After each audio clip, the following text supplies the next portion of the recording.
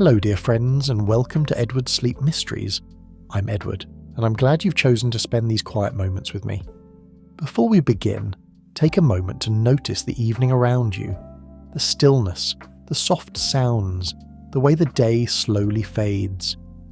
If you feel like sharing, tell me in the comments what helps you relax most at this hour. If you enjoy these gentle stories, you're warmly invited to subscribe.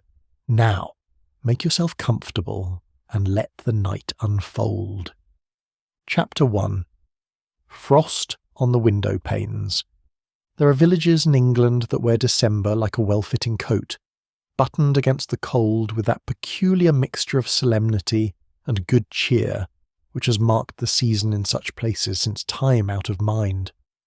Harthcombe was one such village, modest in its proportions and unremarkable in its appearance, save for the particular warmth with which it greeted the approach of Christmas. It lay nestled in a shallow valley some 20 miles from the nearest market town, connected to the wider world by a single winding road that became treacherous with ice when the winter deepened, and by the weekly mail coach that arrived on Tuesdays and Fridays with a punctuality that would have pleased the most exacting of clockmakers. The village proper consisted of perhaps 36 dwellings, arranged with that absence of planning which suggests organic growth rather than deliberate design. There was a small green, somewhat the worse for winter weather, around which clustered the principal establishments.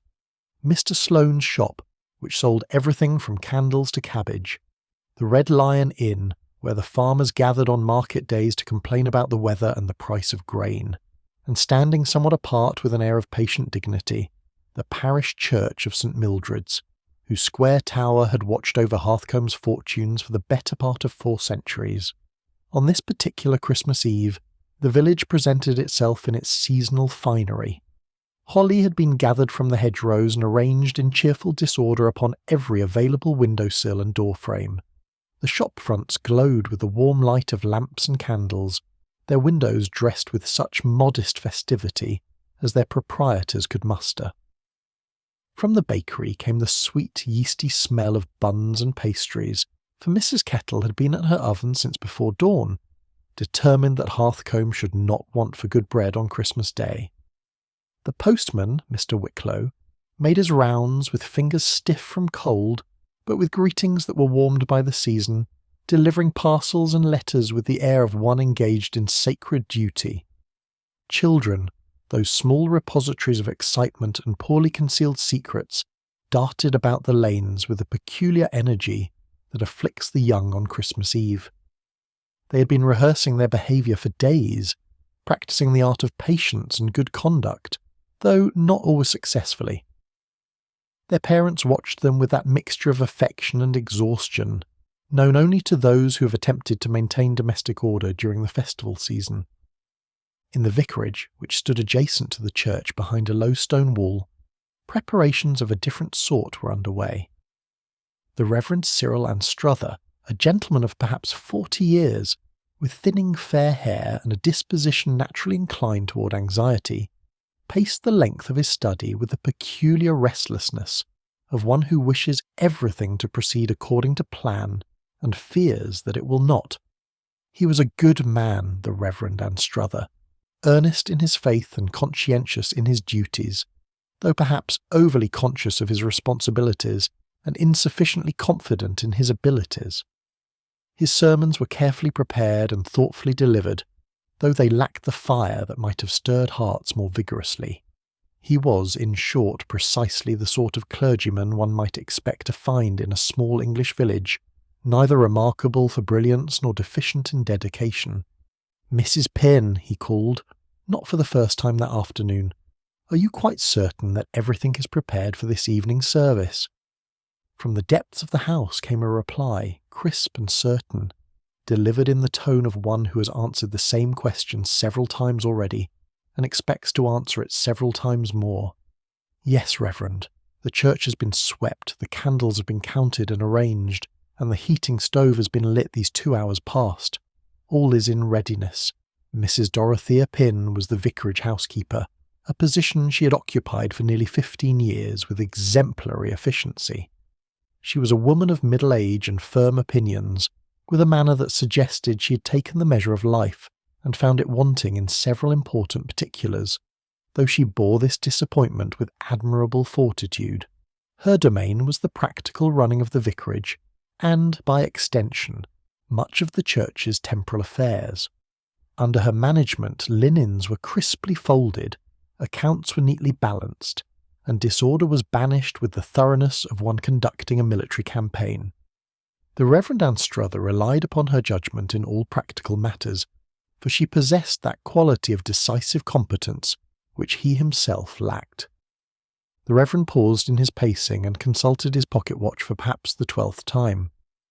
And the carol sheets? Mr. Mould has placed them in their proper location. The verger attends to such matters with his customary precision, came the reply, though there was perhaps the faintest hint of something less than complete approval in Mrs. Pinn's tone. She and Mr. Silas Mould, the church verger, maintained a relationship of professional courtesy that was occasionally strained by their competing claims to authority in ecclesiastical matters. Satisfied, or at least unable to think of any further cause for immediate concern, the Reverend returned to his desk to review his sermon one final time. Christmas, he reflected, was a season that brought both joy and burden to those charged with shepherding a congregation through it. There was the joy, certainly, of celebrating the great mystery of the Nativity, of seeing the church filled with faces that appeared there but seldom throughout the remainder of the year. But there was also the weight of expectation, the sense that Christmas should be conducted properly, that traditions should be honoured, that nothing should be permitted to mar the solemn cheerfulness of the occasion. Elsewhere in Harthcombe, other preparations proceeded according to their own rhythms. In a small cottage near the edge of the village, Mr. Edmund Hale sat in his study, a book open before him, though his attention had wandered from its pages to the window, where frost had painted intricate patterns upon the glass. Mr. Hale was a widower of some 5 years' standing, a gentleman of independent means and quiet habits, known throughout the village for his courtesy and his curious mind. He was perhaps 50 years of age, with greying hair and eyes that seemed perpetually engaged in the act of observation.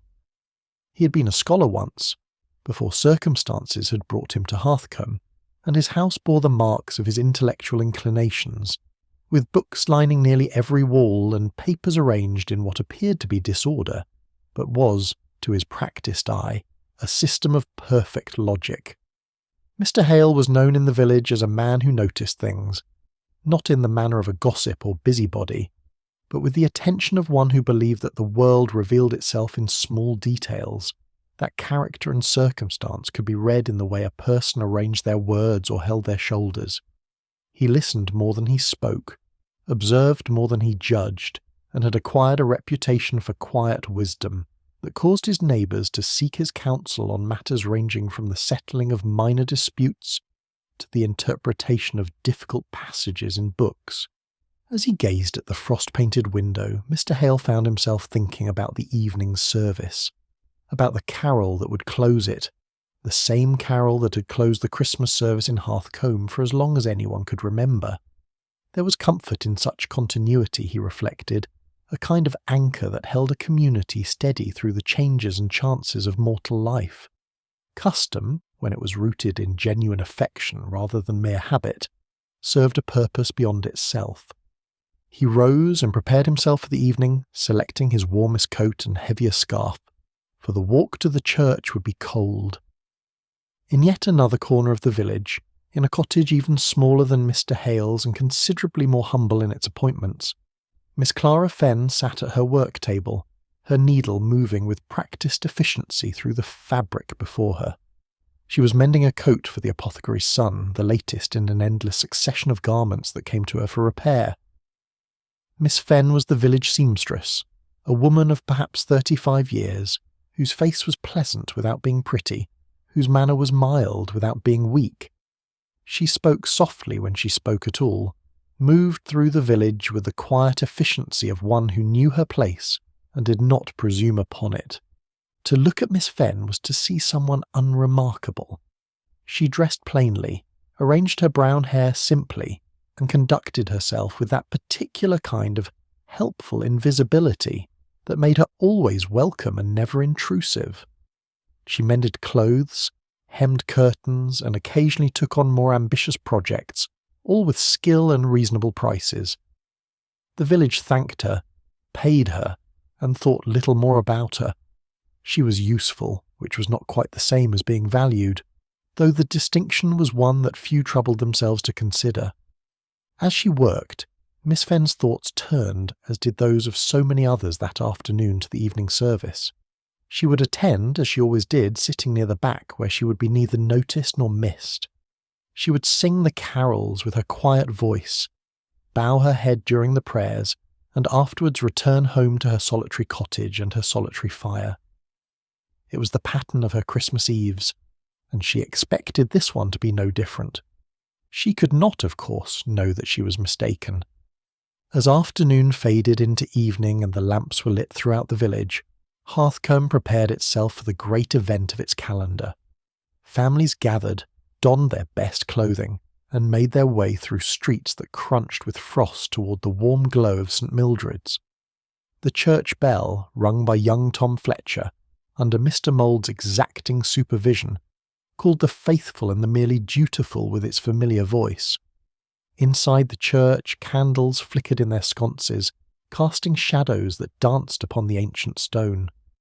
The heating stove, though valiant in its efforts, could do little against the deep cold that had settled into the building over centuries.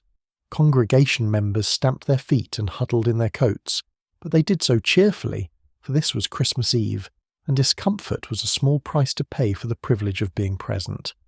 The Reverend Anstruther, vested and nervous, reviewed his notes one final time in the vestry.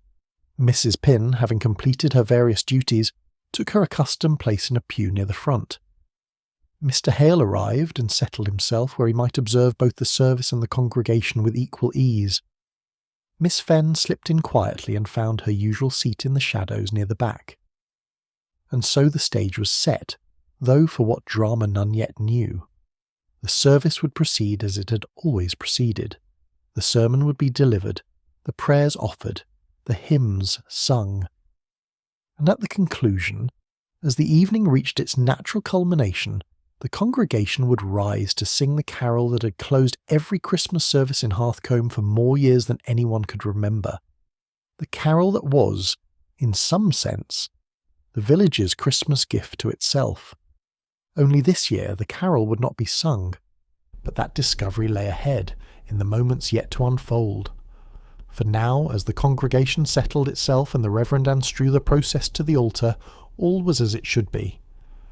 Christmas had come to Hearthcombe, bringing with it all the familiar comfort of tradition, all the warm certainty of custom long observed. And if there was a thread about to be pulled, a thread that would unravel something more than anyone expected, well, that was still hidden in the folds of the evening, waiting to be discovered. Chapter 2, The Carol That Was Not Sung.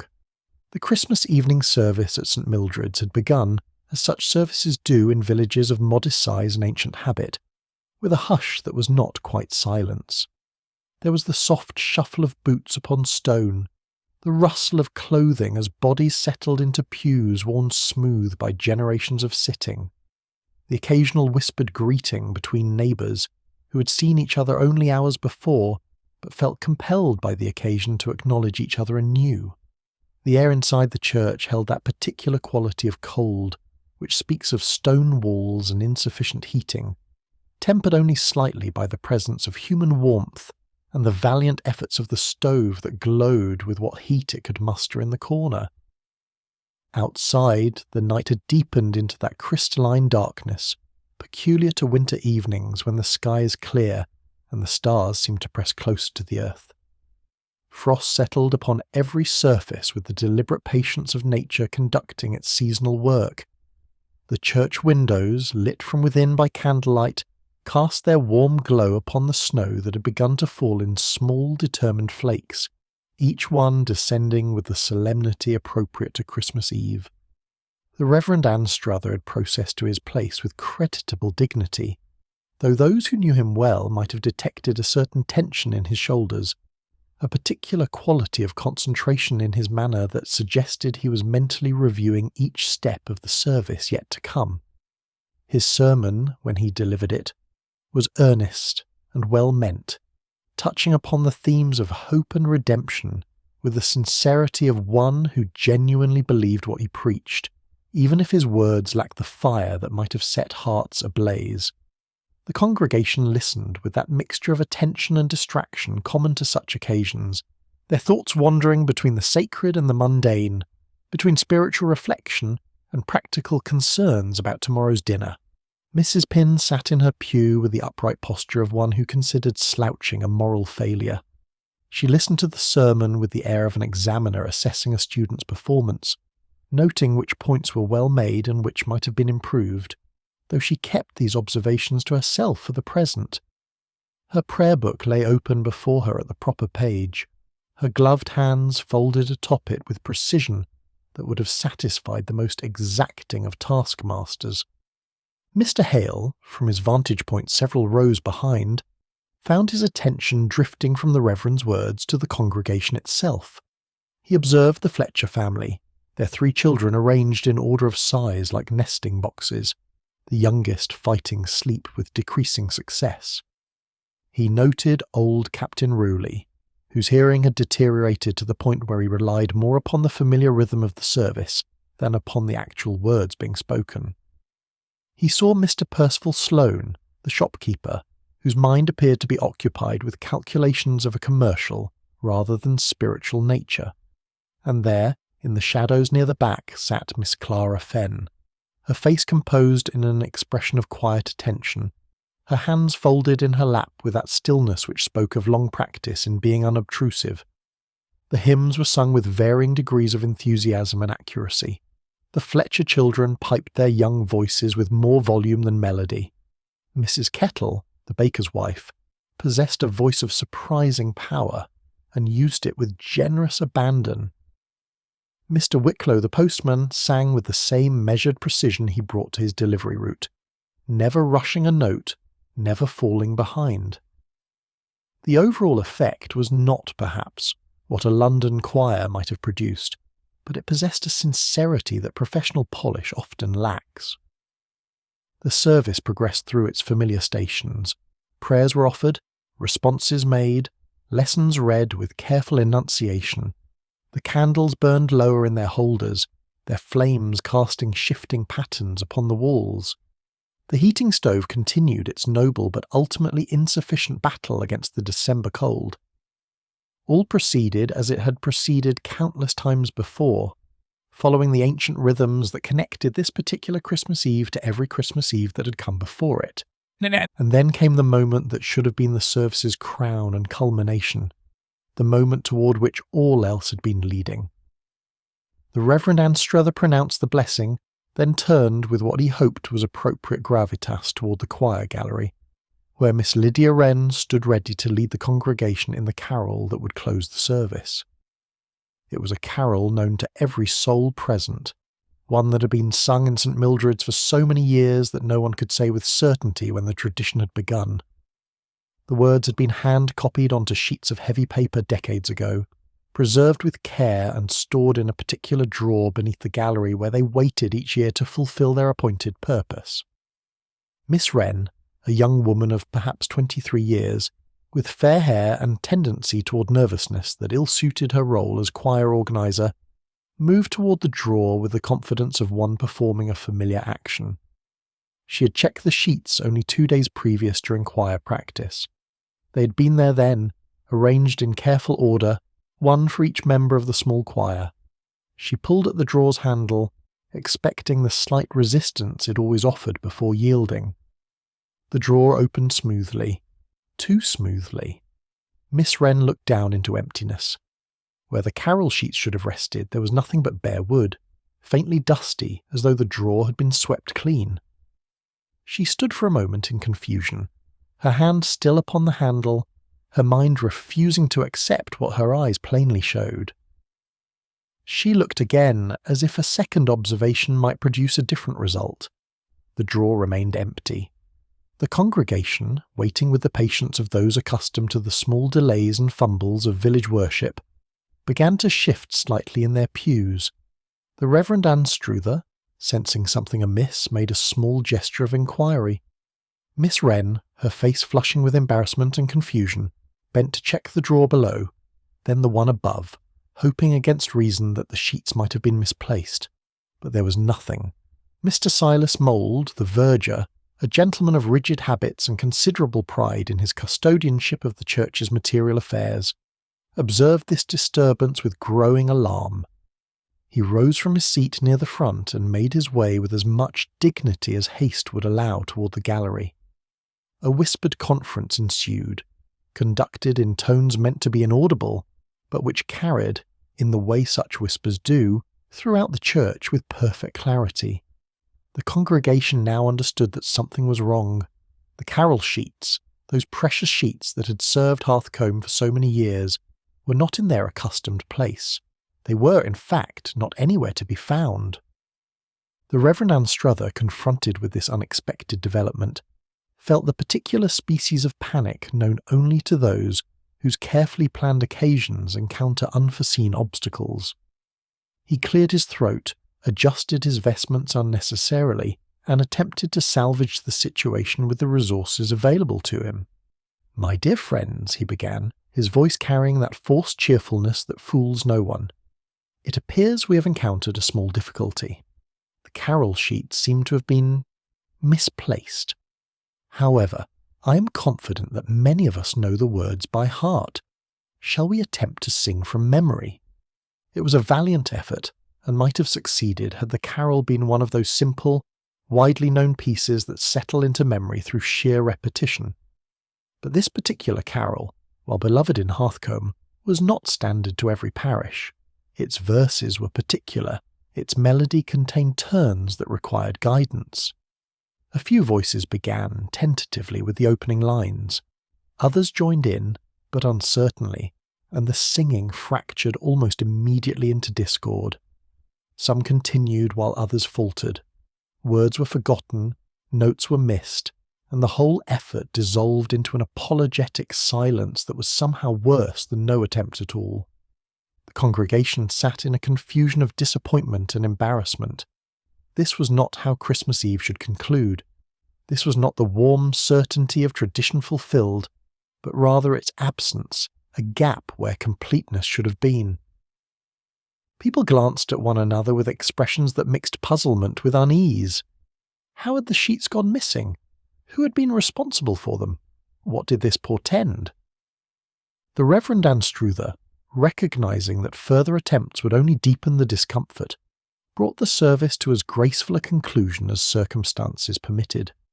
He offered a brief prayer, spoke words of Christmas blessing that sounded hollow even to his own ears, and then stood by the door to wish his parishioners well as they departed into the cold night. The congregation filed out with polite murmurs and forced smiles. There was much that could not be said in the moment, much that would be discussed tomorrow over breakfast tables and in chance meetings on the village lanes.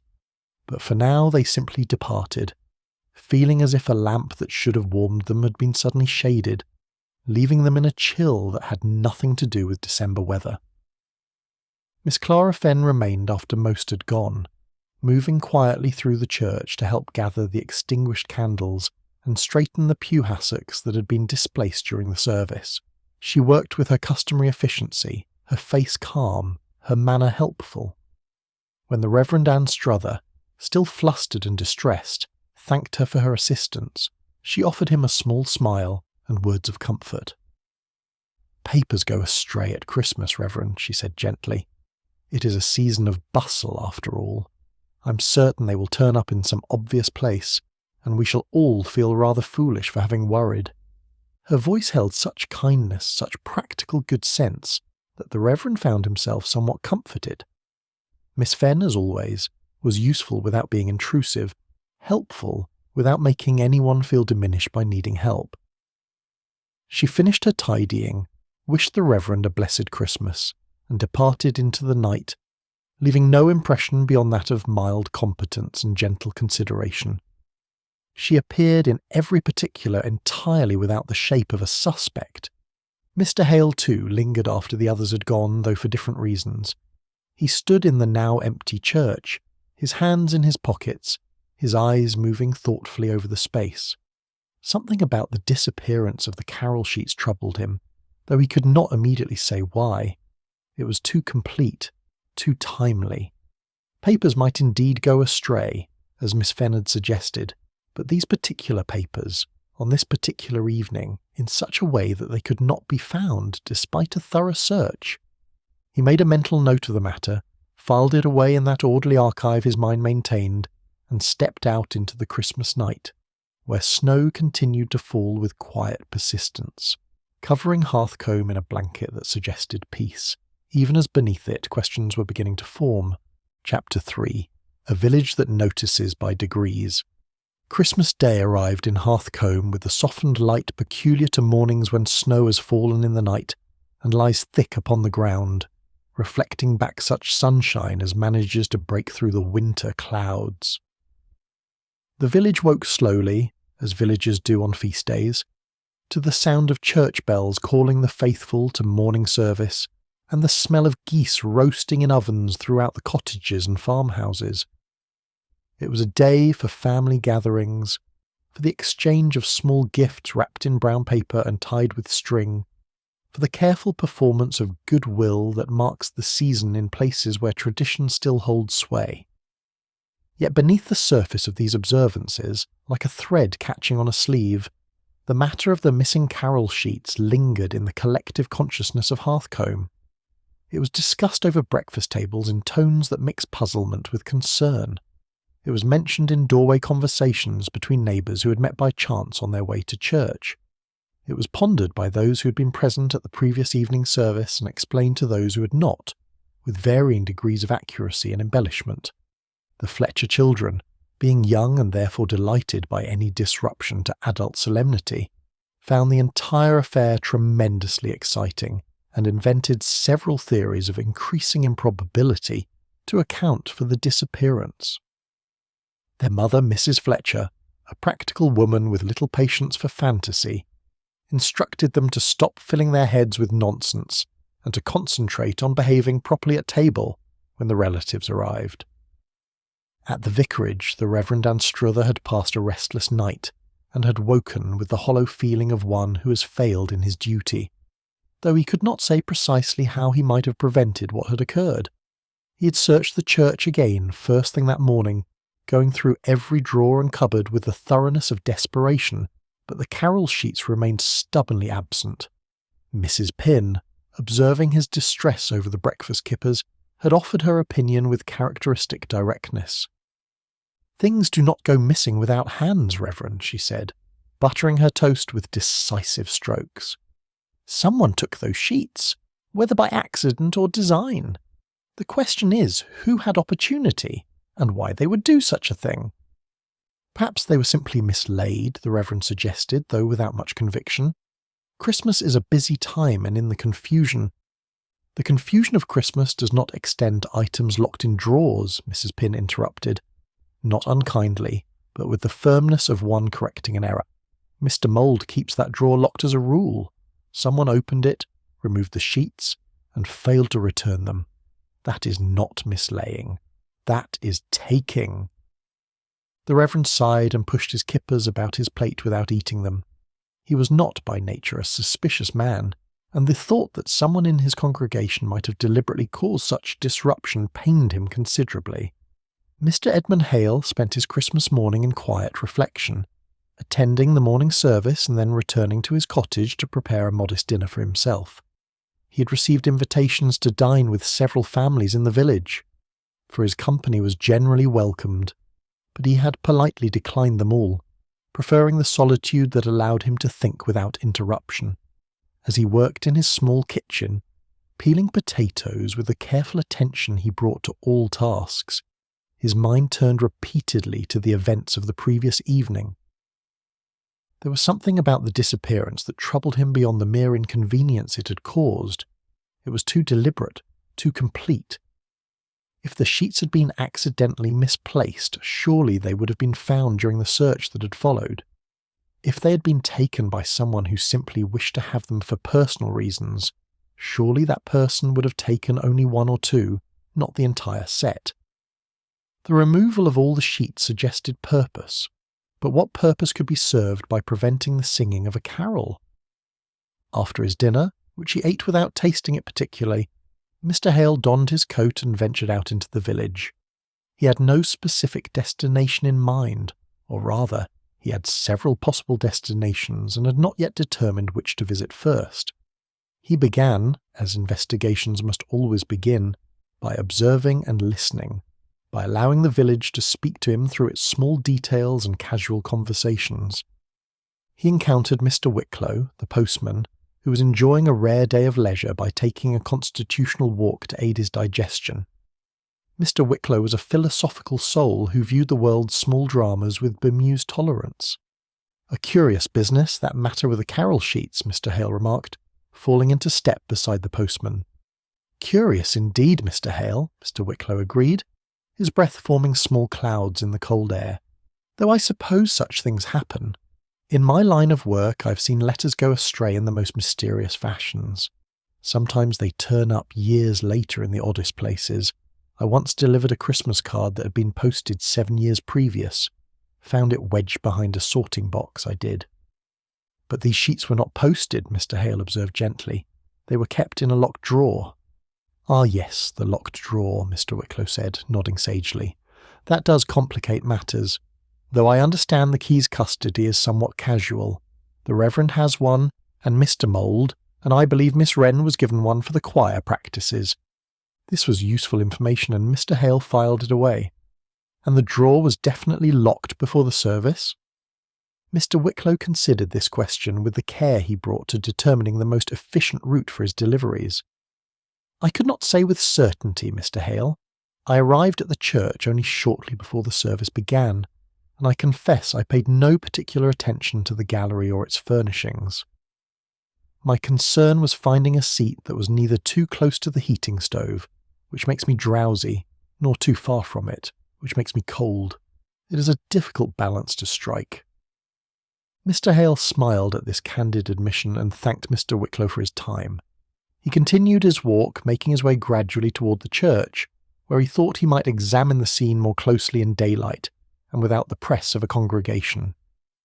He found the church open, for it was the custom in Hearthcombe to leave St. Mildred's unlocked during the day, so that any soul seeking a moment of quiet contemplation might find sanctuary. Inside, the building held that particular stillness that comes to sacred spaces between services. The heating stove had been allowed to cool, and the cold had reclaimed its territory. The candles from the previous evening had been cleared away, the pew hassocks straightened, the hymnals restacked. Miss Fenn's work, he supposed, or perhaps Mrs. Pinn's. Mr. Hale made his way to the gallery and examined the drawer that had been the source of so much distress. It was, as he had been told, a simple wooden drawer built into the base of the gallery seating, useful for storing music and other items needed by the choir. The lock was old but serviceable, the kind that would yield to any reasonably sized key of its general type. There was no sign of forced entry, no scratches or marks to suggest violence had been done to it. He opened the drawer and peered inside. It was, as Miss Wren had discovered, entirely empty. Not merely empty of the carol sheets, but empty of everything, as though it had been deliberately cleared out. This struck Mr. Hale as significant. If someone had taken only the carol sheets, one might expect to find other items still in the drawer. Perhaps spare hymn sheets, or the choir's attendance records, or any of the miscellaneous papers that accumulate in such spaces. But the drawer was bare. As he stood contemplating this, he heard footsteps on the stone floor below and turned to see Mrs. Pinn entering the church, carrying a basket of cleaning supplies. She observed him with the expression of one who has caught a child with his hand in the biscuit tin, though her voice when she spoke was not unkind. "Mr. Hale, I had not expected to find anyone here on Christmas afternoon." "I hope I am not trespassing, Mrs. Pinn. The church was open, and I confess the matter of the missing sheets has been occupying my thoughts." Mrs. Pin set down her basket and regarded him with something approaching approval. "You are not the sort of man to trespass, Mr. Hale, and your thoughts are generally worth the occupation they receive. Have you formed any conclusions?" "Only preliminary ones," Mr. Hale said carefully. "The drawer was locked, or should have been. The sheets were all removed, along with everything else that might have been stored here. This suggests deliberation rather than accident." "That is my assessment as well," Mrs. Pin said, with the satisfaction of one whose opinion has been confirmed by a reliable authority. "Someone knew what they were doing and took care to do it thoroughly. The question remains, who and for what purpose?" "Indeed," Mr. Hale agreed.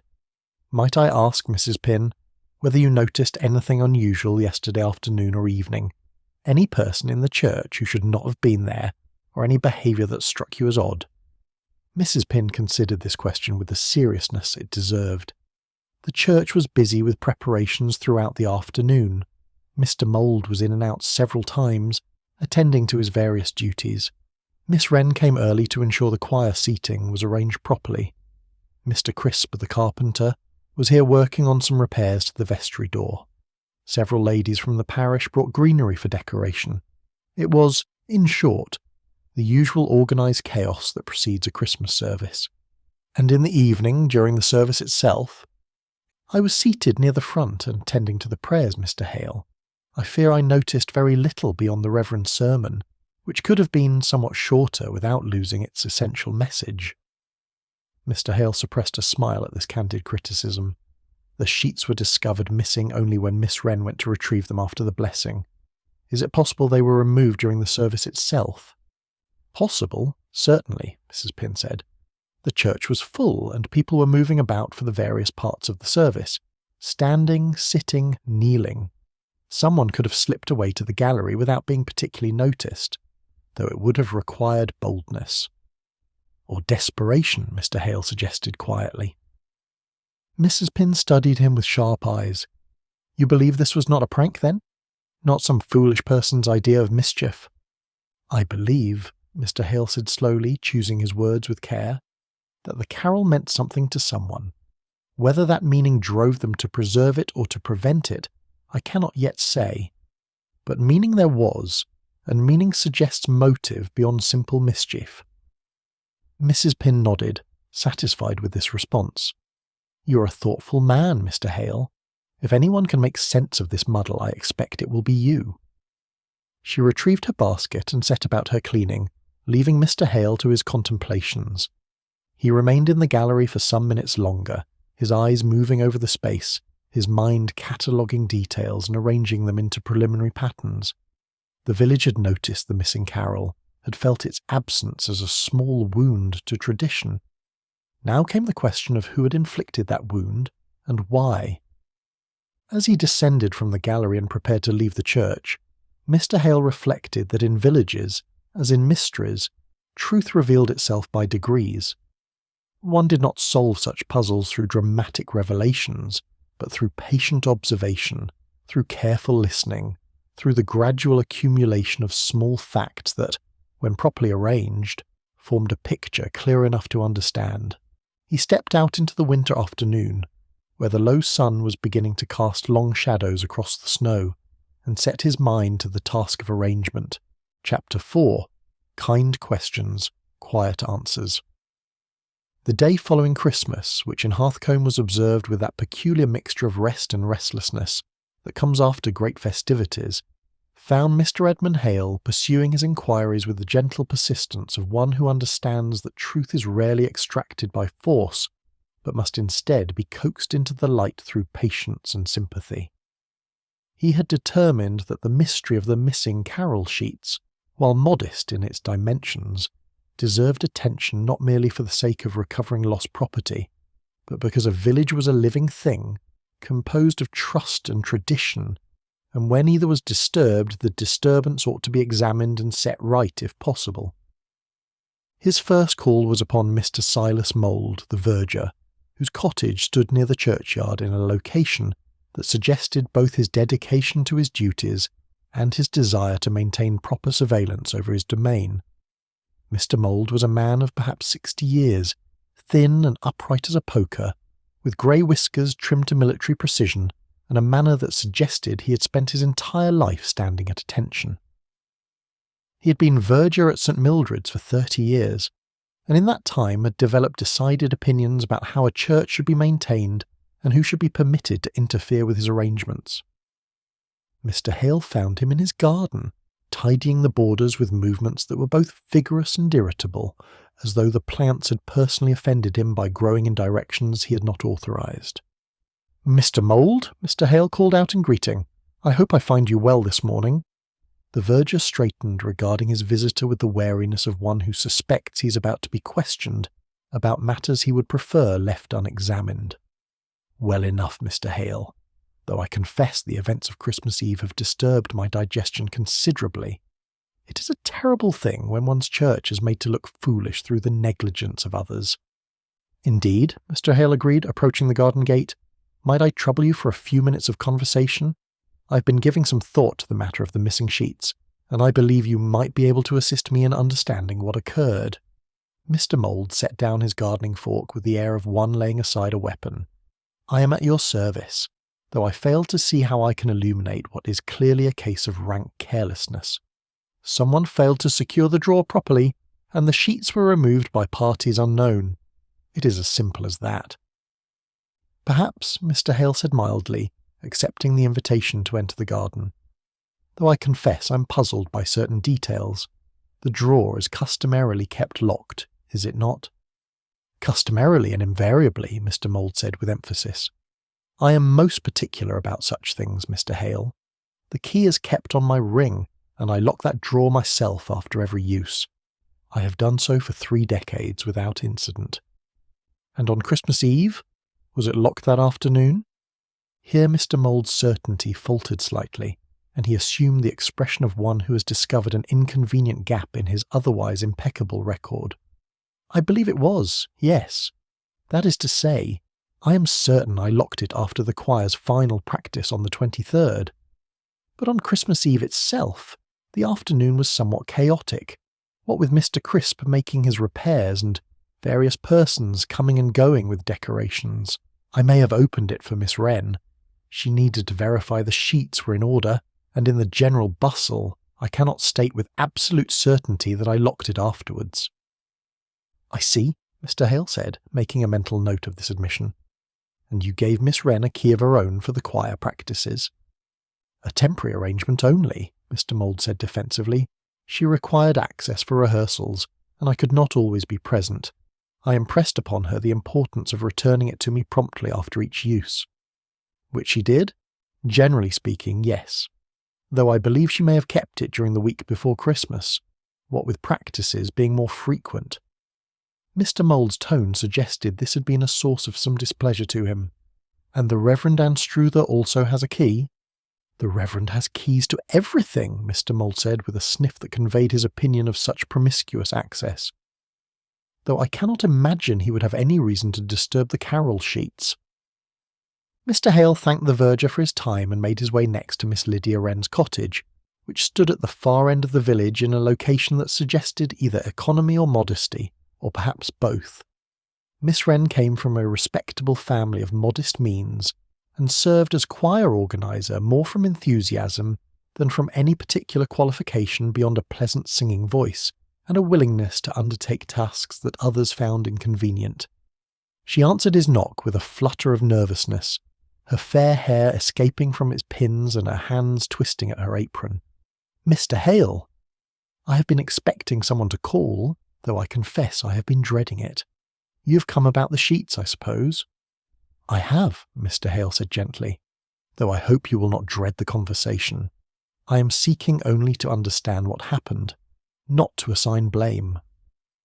Miss Wren admitted him to her small sitting room, which was cluttered with the accumulated possessions of one who cannot bear to discard anything that might some day prove useful. Sheet music lay in precarious stacks on every available surface, and a battered pianoforte occupied the position of honour near the window. "I have been blaming myself most dreadfully," Miss Wren said, once they were seated. "I should have checked the drawer earlier in the day, should have verified that everything was in order. Instead, I assumed all was well and only discovered the loss at the worst possible moment. When did you last see the sheets? Mr. Hale asked. At the final practice, on the 23rd. We ran through the carol twice, and I returned all the sheets to the drawer myself. I remember distinctly because I made a note of a small correction that needed to be made to one of the copies. Mrs. Fletcher's copy had a word that had faded, and I meant to re-ink it before the service. But you did not do so? Miss Wren's face flushed. I confess I forgot. Christmas Eve was so busy, and I had other preparations to attend to, and the correction was small, and I thought it could wait. If I had gone to make that correction, I might have discovered the sheets were missing in time to do something about it. You must not reproach yourself, Mr. Hale said kindly. Even had you discovered the loss earlier, the sheets would still have been gone. The question is not when you noticed their absence, but who removed them and why. I cannot imagine who would do such a thing, Miss Wren said, her voice rising slightly with distress. Or rather, I can imagine several people who might have harboured grievances or entertained notions of improvement, but I cannot believe any of them would actually... She broke off, apparently having talked herself toward an accusation she was unwilling to complete. Grievances? Mr. Hale prompted gently. Miss Wren hesitated, then spoke in a rush, as though the words had been pressing against her lips and could no longer be contained. There are those who believe the old ways should be replaced with modern methods. Mr. Sloane, for instance, has been most insistent that we should purchase printed hymnals from his shop, rather than relying on hand-copied sheets. He has mentioned it to the Reverend on several occasions, always with reference to progress and proper standards. And Mr. Mould resents the choirmaster, Mr. Pruitt, because they quarrelled years ago about some matter of procedure, and he has never quite forgiven him. And I myself have been copying music at home to avoid the expense of purchasing new sheets, which some might view as presumptuous. Here she paused, her face now quite red. Indeed, I have wondered if perhaps the sheets were taken to make me appear incompetent, to suggest that I am not fit for my role. I know there are those who think the choir could be better organised. Mr. Hale observed her with sympathy. Here was the familiar pattern of village life. Every small action subject to interpretation, every interpretation coloured by private anxiety. Miss Wren's nervousness, which might read as guilt to those inclined towards suspicion, was in fact merely the defensiveness of one who feared being blamed for circumstances beyond her control. I am certain no one questions your dedication, Miss Wren, he said reassuringly. You have served the choir faithfully and well. As for the sheets, I suspect their removal had nothing to do with your capabilities and everything to do with the carol itself or what it represents. This seemed to comfort her somewhat, and she relaxed slightly in her chair. Do you truly think you will discover who took them? I believe the truth will reveal itself in time, Mr. Hale said. Truth generally does when given patient attention. His final call that afternoon was upon Mrs. Pin, who received him in the vicarage kitchen where she was engaged in the substantial work of managing the remains of yesterday's feast. She listened to his account of his conversations with Mr. Mould and Miss Wren while continuing to work, her hands occupied with the practical business of wrapping cold meats and covering dishes. So, she said when he'd finished, Mr. Mould cannot swear the drawer was locked. Miss Wren suspects persecution, and you are no closer to identifying the culprit than when you began? Not quite true, Mr. Hale said. I am closer to understanding what did not happen, which is often as valuable as knowing what did. The sheets were not taken by accident, nor by someone acting on sudden impulse. Their removal required knowledge of the drawer's location, access to a key, and sufficient privacy to complete the task without observation. Which describes half the village, Mrs. Pin observed dryly. Everyone in Hearthcombe knows where the choir keeps its music, and keys have been handed about with shameful casualness. True, Mr. Hale acknowledged, but not everyone would have had a reason to take them.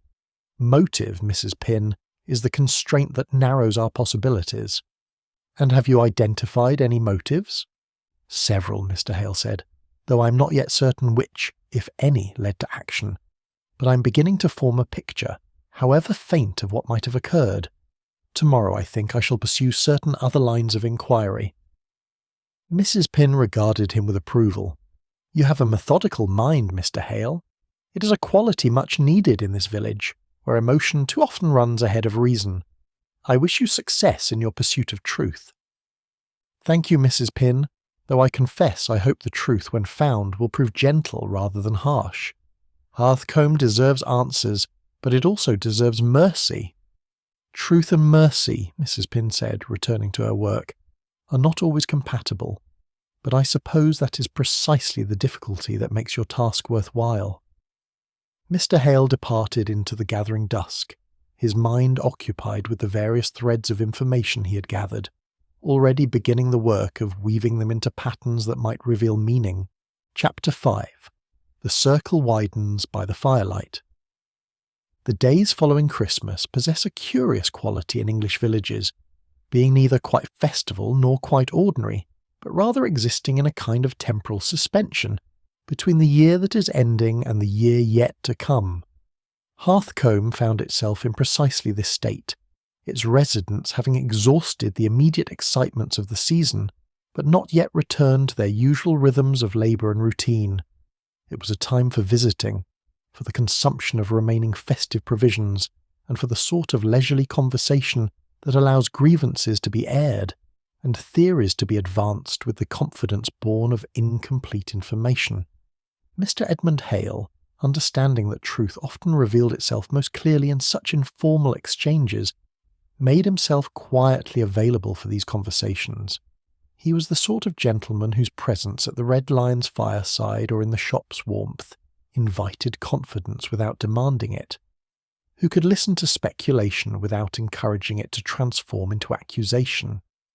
Over the course of several days, he found himself the recipient of a considerable quantity of information, much of it contradictory, all of it illuminating in its way. It was at Mr. Percival Sloane's shop, on the 27th of December, that Mr. Hale first encountered the shopkeeper's particular perspective on recent events. Mr. Sloane was a man of commercial instincts and modern sensibilities, whose shop stocked items ranging from the essential to the aspirational, and who had built his modest prosperity on the principle that every need represented an opportunity for supply. He was perhaps 45 years of age, with the comfortable build of one who sampled his own confectionery with liberal generosity, and a manner that suggested he viewed all human interactions as negotiations awaiting their proper conclusion. "Mr. Hale," he greeted, looking up from the account books that lay open on his counter. "A pleasure to see you. I trust you are in need of something today. I have just received a shipment of excellent writing paper, should you require it." "I am well supplied at present, thank you," Mr. Hale replied, "though I confess I'm interested in hearing your thoughts on a different matter. This business with the Carroll sheets has been much discussed, and I understand you have expressed certain opinions about the Church's reliance on old materials." Mr. Sloane's expression brightened with the enthusiasm of one whose favoured topic has been raised. "Indeed I have, Mr. Hale, and I am pleased to find a gentleman of sense willing to consider the matter rationally. The fact is, the Church has been making do with hand-copied sheets for far too long.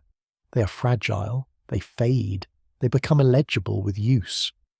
I have told the Reverend Anstruther repeatedly that I could supply proper printed hymnals at a most reasonable price, a one-time expense that would serve the parish for decades." "A sensible argument," Mr. Hale acknowledged, "though I imagine there are those who value the old sheets for reasons beyond mere functionality." "Sentiment," Mr. Sloane said dismissively, "a poor foundation for practical decisions. The loss of the Carroll sheets, while unfortunate, presents an opportunity for the Church to modernise its practices. I have already spoken with the Reverend about placing an order." "Have you indeed?" Mr. Hale said mildly. "That was thoughtful of you, though I wonder if the timing might strike some as opportunistic." Mr. Sloane's expression hardened slightly. "I hope you do not suggest, Mr. Hale, that I had anything to do with the disappearance of those sheets. I am a businessman, certainly, but I conduct my affairs with integrity. If I wished to persuade the Church to purchase hymnals, I would do so through honest argument, not through sabotage." "I meant no such suggestion," Mr. Hale assured him, though he noted the defensiveness with interest. "I merely observe that the loss of the old sheets does indeed create a need for replacement, and you are well positioned to meet that need."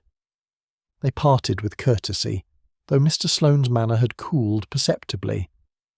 Mr. Hale made a mental note that the shopkeeper's eagerness to provide solutions might be interpreted as either helpful enterprise or suspicious convenience, depending on one's inclination.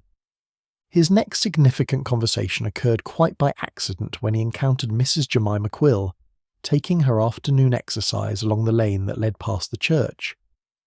Mrs. Quill was a widow of considerable years and sharp observation, who had lived in Hearthcombe long enough to have witnessed most of its secrets, and possessed the memory to catalogue them all. Her charitable works were legendary, as was her ability to recall with precision exactly who had done what and when they had done it. "Mr. Hale," she called out, gesturing with her walking stick, "I have been hoping to speak with you. I understand you have been making inquiries about the missing carol sheets." "Word travels quickly in Hearthcombe," Mr. Hale observed, falling into step beside her. "Word travels at precisely the speed it has always travelled," Mrs. Quill corrected, "which is to say quickly when the matter is interesting and slowly when it is dull. The disappearance of the carol sheets is decidedly interesting. You were present at the service, Mrs. Quill. Did you observe anything unusual?" Mrs. Quill considered this question with the care of one sorting through a well-organised filing system. "I observed several things that might be considered unusual, though whether any of them pertain to your inquiry I cannot say. Mr. Crisp, the carpenter, was in the church that afternoon making repairs to the vestry door. I saw him leaving just as the early arrivals were beginning to assemble for the service. He appeared somewhat flustered, though that may simply have been the cold affecting his complexion." "What time was this?" Mr. Hale asked. "Shortly after 5 o'clock. I'm quite precise about such matters, as I'd consulted my pocket watch specifically. I also noted that someone had been near the gallery stairs after dusk had fallen. I saw a shadow moving there when I arrived at the church, though I could not identify the person. It struck me as odd at the time, as the choir members generally use the side entrance." This was valuable information, and Mr. Hale expressed his gratitude. "You have rendered me a considerable service, Mrs. Quill. A shadow near the gallery stairs suggests someone with business there, though whether innocent or otherwise remains to be determined." "There is something else," Mrs. Quill added, her tone becoming more thoughtful. "Though it is perhaps nothing.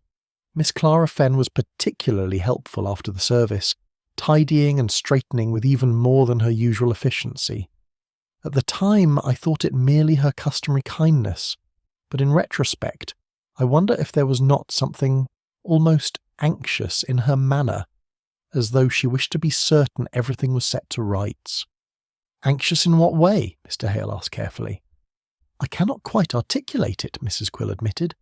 "It was more a quality of movement than anything specific, as though she were looking for something, or ensuring something was not found.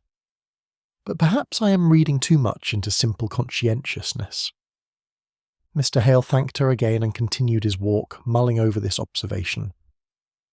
Miss Fenn's helpfulness had been remarked upon by others as well, always in tones of approval. Yet there was a difference, perhaps, between ordinary kindness and the kind of studied helpfulness that might serve to deflect attention. That evening, at the Red Lion, Mr. Hale found himself in conversation with Captain Rowley, a retired naval officer whose hearing had deteriorated considerably, but whose opinions had not diminished in volume or certainty. The captain held court near the fire, his voice carrying to every corner of the room as he expounded upon the general decline of standards and the particular failures of the younger generation. "Mark my words, Mr. Hale," the captain bellowed, "this business with the carol sheets is a symptom of a larger malady.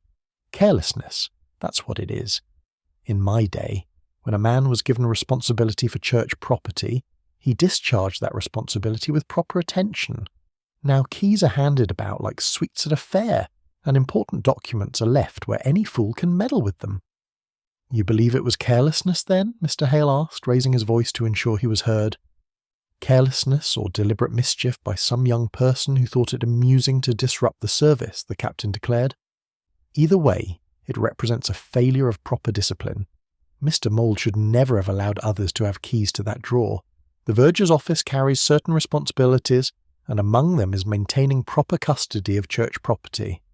Several other patrons of the inn contributed their own theories, ranging from the plausible to the fantastical. Mr. Jonah Crisp, the carpenter, defended himself against the unspoken accusation implied by his presence in the church that afternoon, explaining with some heat that his work on the vestry door had kept him far from the gallery, and that he resented any suggestion otherwise. Young Tom Fletcher's father suggested that perhaps the sheets had simply deteriorated with age and disintegrated when handled, though this theory was roundly dismissed by those who had seen the sheets more recently. Mr. Hale listened to all of this with patient attention, noting how suspicion spread through the village not like wildfire, which burns bright and fast but like damp creeping through plaster, slow, quiet, pervasive, and difficult to dry. Everyone had a theory, and most theories involve someone else's fault. Mr. Sloane's commercial interests made him suspect to those who distrusted progress. Miss Wren's nervousness made her suspect to those who associated anxiety with guilt. Mr. Mould's punctilious nature made him suspect to those who believed rigid personalities concealed private chaos. Even Mr. Crisp's legitimate work became suspicious through the mere coincidence of his presence. As he walked home through the cold December night, Mr. Hale reflected on the nature of village suspicion. In small communities, everyone knew everyone else's business, or believed they did, and this knowledge bred both intimacy and distrust.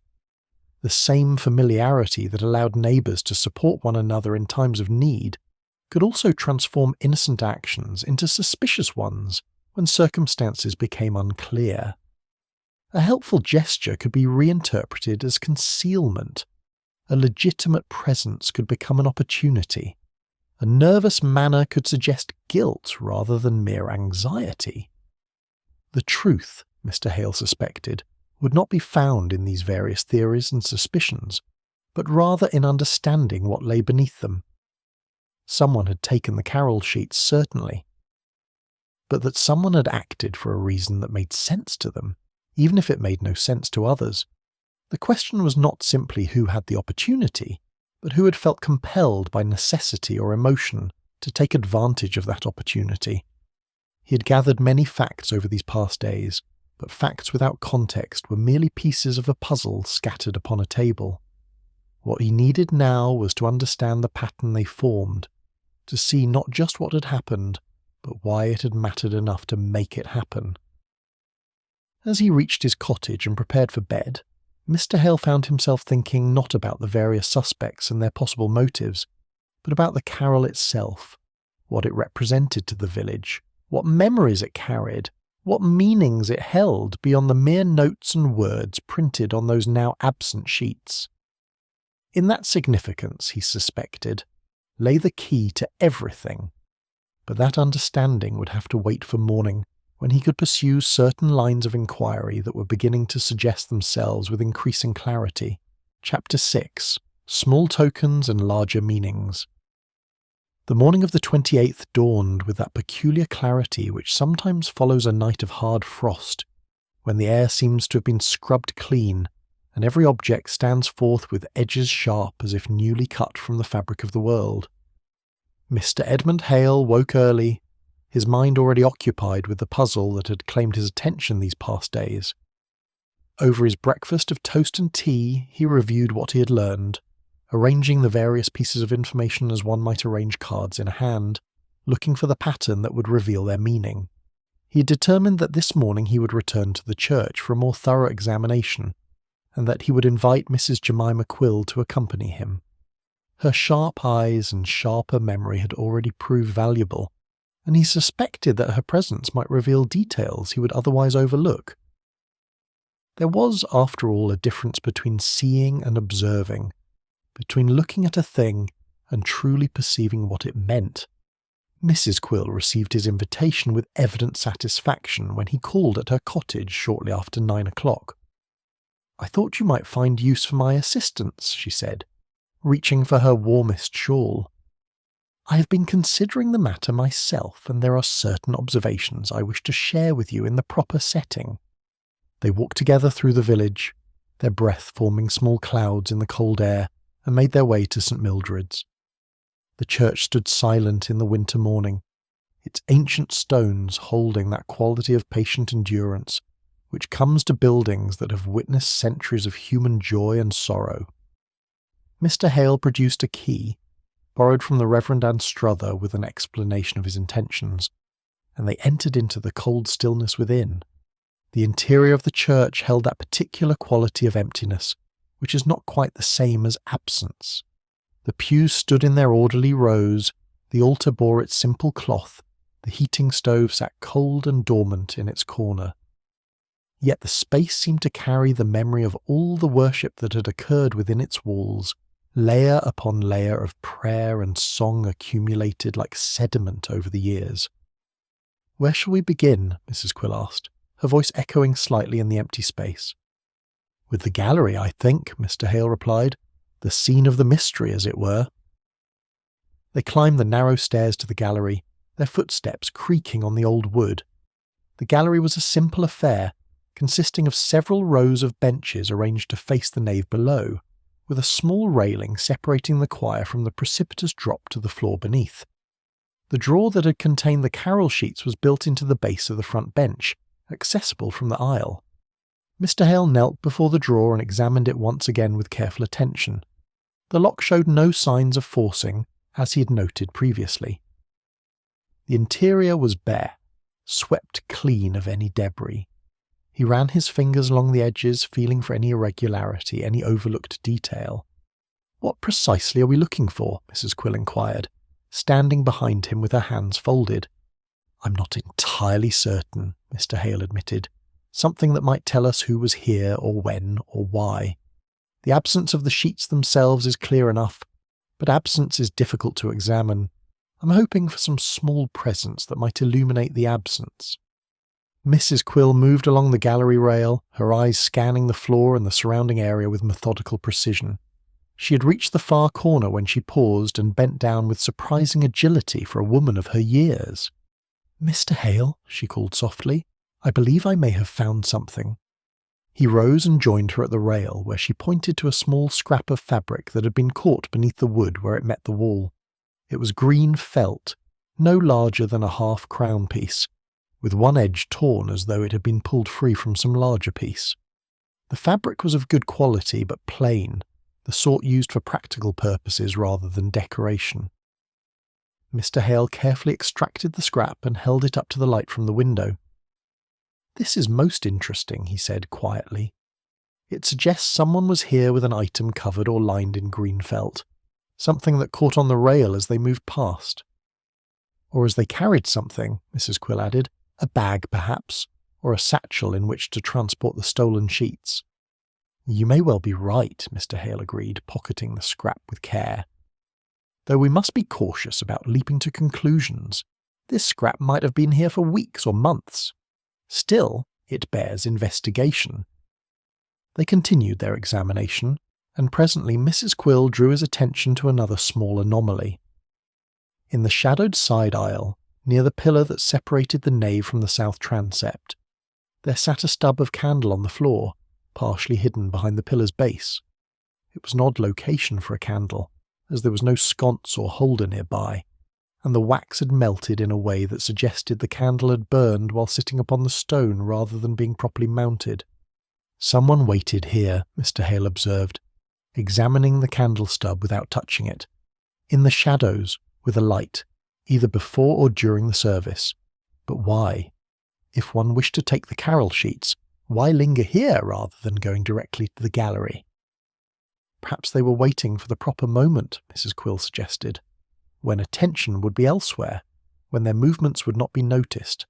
During the service itself, with all eyes on the Reverend and ears attuned to the prayers, someone might slip away to the gallery without observation." "That would require considerable boldness," Mr. Hale said thoughtfully, "or considerable desperation." They spent another hour in the church examining every corner and shadow, but found nothing else of significance. As they prepared to depart, Mrs. Quill paused and regarded Mr. Hale, with an expression of careful consideration. "I mentioned yesterday that Miss Clara Fenn seemed particularly anxious in her helpfulness after the service," she said. "I've been thinking about that observation, and about something else that may connect to your green felt." "I am listening," Mr. Hale said. "Miss Fenn is, as you know, a seamstress. She works with all manner of fabrics and materials. I've seen her about the village carrying her sewing bag, which is made of several different materials patched together, a brown canvas base with felt trim along the edges, green felt if memory serves." Mr. Hale felt a small shock of recognition, though he was careful not to let his expression betray it. "You're certain about the green felt?" "Quite certain. I noticed it particularly because it seemed an unusual choice for trim on a work bag. But then, Miss Fenn is economical in her habits, and likely uses whatever materials come to hand from her sewing work." They walked back through the village in thoughtful silence, each occupied with their own reflections. When they reached Mrs. Quill's cottage, she turned to Mr. Hale with a serious expression. "I hope I have not cast unwarranted suspicion on a blameless person," she said. "Miss Fenn has always seemed to me a gentle soul, and I would not like to think I had contributed to false accusations against her." "You have merely shared observations," Mr. Hale assured her. "What we make of those observations requires further investigation, but I promise you I shall proceed with care and charity. If Miss Fenn is innocent of any wrongdoing, she shall not be harmed by our inquiries, and if she is not innocent, well, then the truth serves everyone better than continued uncertainty." As he walked home, Mr. Hale turned the green felt scrap over in his pocket, feeling its texture between his fingers. It was a small thing, this bit of fabric, easily overlooked or dismissed. Yet small things often carried large meanings, as he had learned over years of careful observation. A torn scrap of felt might connect to a sewing bag might connect to a seamstress might connect to the missing carol sheets through means and opportunity. But motive, that remained the crucial question. Why would Miss Clara Fenn, who seemed the very embodiment of quiet helpfulness, who had spent her life serving the village without complaint or recognition, why would such a person wish to disrupt the Christmas service by removing the carol sheets? What could possibly drive someone of her gentle nature to such an act? Mr. Hale knew that he could not answer these questions through speculation alone. He would need to speak with others who knew more of Miss Fenn's history, who understood the currents of village life that ran beneath the placid surface. He would need to understand not just what had happened, but why it might have mattered enough to make it happen. Yet even as he contemplated these next steps, he felt a growing unease. The investigation was leading him toward a person he instinctively wished to protect rather than expose. Miss Fenn had always struck him as one of those souls who move through life causing no harm and receiving little recognition, whose service went unremarked because it was so consistently given. To accuse such a person of deliberate mischief seemed almost cruel, but truth, he reminded himself, was not always kind. Sometimes it cut, sometimes it wounded, sometimes it revealed things that would have been more comfortable left hidden. Yet truth also healed in its way by bringing light to dark places and allowing resolution where confusion had reigned. He would pursue the truth wherever it led, but he would do so with gentleness, with respect for the human dignity of all involved, and with the hope that when the mystery was finally solved, it would prove to be a story of human failing rather than human malice, of misguided intention rather than deliberate harm. The green felt scrap remained in his pocket as he reached his cottage, a small token that might lead to larger meanings. Tomorrow, he thought, he would begin to trace those meanings back to their source. Tomorrow he would seek to understand what lay behind this quiet disruption. What old debts and older sorrows might have driven someone to act in a way that seemed so contrary to their nature. But for now he would rest and think and prepare himself for conversations that would require all the tact and sympathy he could muster. For he sensed that he was approaching the heart of the mystery, and that what he found there would prove both sadder and more human than any of the village's various theories had imagined. Chapter 7. Old Winters, Old Debts. There are histories in every village that lie just beneath the surface of daily life, stories half remembered and partially forgotten, which nonetheless shape the present in ways both subtle and profound. These histories are not written in books or recorded in official documents, but rather live in the memories of the old, in the casual remarks of the middle-aged, and in the complete ignorance of the young. They are the sediment of time, settling into layers that determine where currents will flow and where they will meet resistance. Mr. Edmund Hale, understanding that the mystery of the missing carol sheets had roots that reached deeper than mere opportunity or impulse, set himself the task of uncovering these buried histories. He began, as such inquiries must always begin, by seeking out those whose memories extended furthest back into Heathcome's past, and whose willingness to speak about what they remembered might illuminate what lay hidden. His first call on the morning of the 29th was upon Mr. Thomas Barnaby, the retired schoolmaster who had served Heathcombe for 40 years before age, and failing eyesight had forced him to relinquish his position. Mr. Barnaby lived in a small cottage at the edge of the village, surrounded by the books that had been his constant companions throughout a life devoted to education. He was a man of perhaps 75 years, with white hair that stood up in all directions as though perpetually startled, and eyes that, though weakened, still held the sharp intelligence of one who had spent decades observing human nature in its most unguarded form. "Mr. Hale," he greeted, with evident pleasure at having a visitor. "Come in, come in. I was just reviewing some old papers and finding myself rather melancholy about the passage of time. Your arrival is most welcome." They settled in Mr. Barnaby's cluttered study, where books competed with papers for every available surface, and a fire burned cheerfully in the grate. Mr. Hale accepted a cup of tea and came directly to the purpose of his visit. "I am making inquiries about the missing carol sheets from the Christmas service," he explained. "In the course of my investigation, I have learned that the sheets were originally copied by hand many years ago. I wonder if you might remember who did that work, and under what circumstances." Mr. Barnaby's expression grew thoughtful, and he set down his teacup with the care of one handling something fragile. "Ah," he said quietly, "you're asking about Eleanor Fenn." "Miss Clara Fenn's mother?" Mr. Hale asked, though he had already suspected as much. "The same. Eleanor Fenn was the village schoolmistress before me, a woman of considerable talent and dedication. She taught the children their letters and numbers, certainly, but she also led the church choir and organised much of the parish's musical life. The carol sheets were her work, copied out in her own hand from older sources with great care and precision. She was proud of them, and rightly so." "When was this?" Mr. Hale inquired. "Oh, it must be 30 years ago now, perhaps a bit more. I was a young teacher then, newly arrived in Heathcombe, and Miss Fenn, as she was then, before her marriage, took me under her wing and helped me understand the ways of the village. She was a generous soul, always thinking of others before herself." "You speak of her in the past tense," Mr. Hale observed gently. "She died nearly 20 years ago," Mr. Barnaby said with a sigh. "A fever took her in the winter of 1835. It was a great loss to the village, though I fear that loss has been somewhat forgotten over the years. And her daughter, Miss Clara Fenn?" Here Mr. Barnaby's expression became troubled, and he rose to pace before the fire as though the subject required movement to articulate properly. "That is a sadder story, Mr. Hale, and one that does not reflect well upon Heathcombe. Miss Clara was a young woman when her mother died, perhaps 16 or 17 years of age. She had been assisting her mother with the school and the choir, learning the same dedication to service that Eleanor exemplified. But shortly after Eleanor's death there arose certain difficulties." "What sort of difficulties?" Mr. Hale asked, though he kept his tone neutral and sympathetic.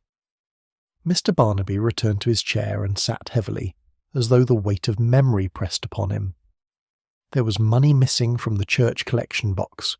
Not a great sum, perhaps £5 in total, but enough to cause concern. The vicar at the time, Reverend Blackwell, conducted an investigation.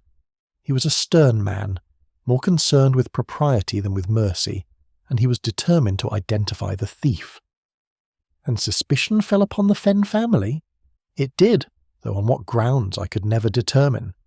Eleanor had been responsible for counting the collections during her lifetime, a duty she had performed faithfully for years. After her death, when the shortage was discovered during an audit, there were those who whispered that perhaps she'd been taking small amounts over time, or that her daughter had access to the funds and might have helped herself during her mother's final illness, when medical expenses would have been considerable. Mr. Hale felt a cold anger rising in his chest at this account, but he kept his voice steady. Was there any proof of these accusations? None whatsoever, Mr. Barnaby said emphatically. No proof, no evidence, nothing but gossip and suspicion. The money might have been miscounted in previous years, or might have gone missing through a dozen other means, but once suspicion was voiced, it took on a life of its own. The Reverend Blackwell did not formally accuse the Fenns, but neither did he defend them. He simply allowed the matter to hang in the air, unresolved and toxic. How did Miss Clara respond to this treatment? With remarkable dignity, Mr. Barnaby said softly. She might have protested, might have demanded her family's name be cleared, might have left Hearthcombe altogether. Instead, she simply continued. She took up her mother's trade as a seamstress, served the village quietly, attended church faithfully, and lived her life as though the Whispers did not exist. I have always admired her for that resilience, even as I have mourned what it cost her. What did it cost her? Mr. Hale asked, though he suspected he knew the answer. Everything that should have been hers by right, Mr. Barnaby said. She should have been welcomed into the warm centre of village life, should have been valued for her own sake as well as her mother's memory. Instead, she has spent her entire adult life on the edges, always useful but never truly invited in, always thanked but never truly trusted. The village has been polite to her, Mr. Hale, but politeness is not the same as acceptance. They sat in silence for a moment, the fire crackling gently in the grate. Mr. Hale thought about Miss Clara Fenn as he had observed her, mild, helpful, unremarkable by design. Now he understood that her unremarkableness was not natural temperament, but rather armour, a way of moving through a world that had judged her family unfairly and never quite forgiven them for sins they had not committed. The carol sheets, Mr. Hale said slowly, were her mother's work, her mother's contribution to the village, perhaps the most visible and lasting mark Eleanor Fenn left upon Hearthcombe.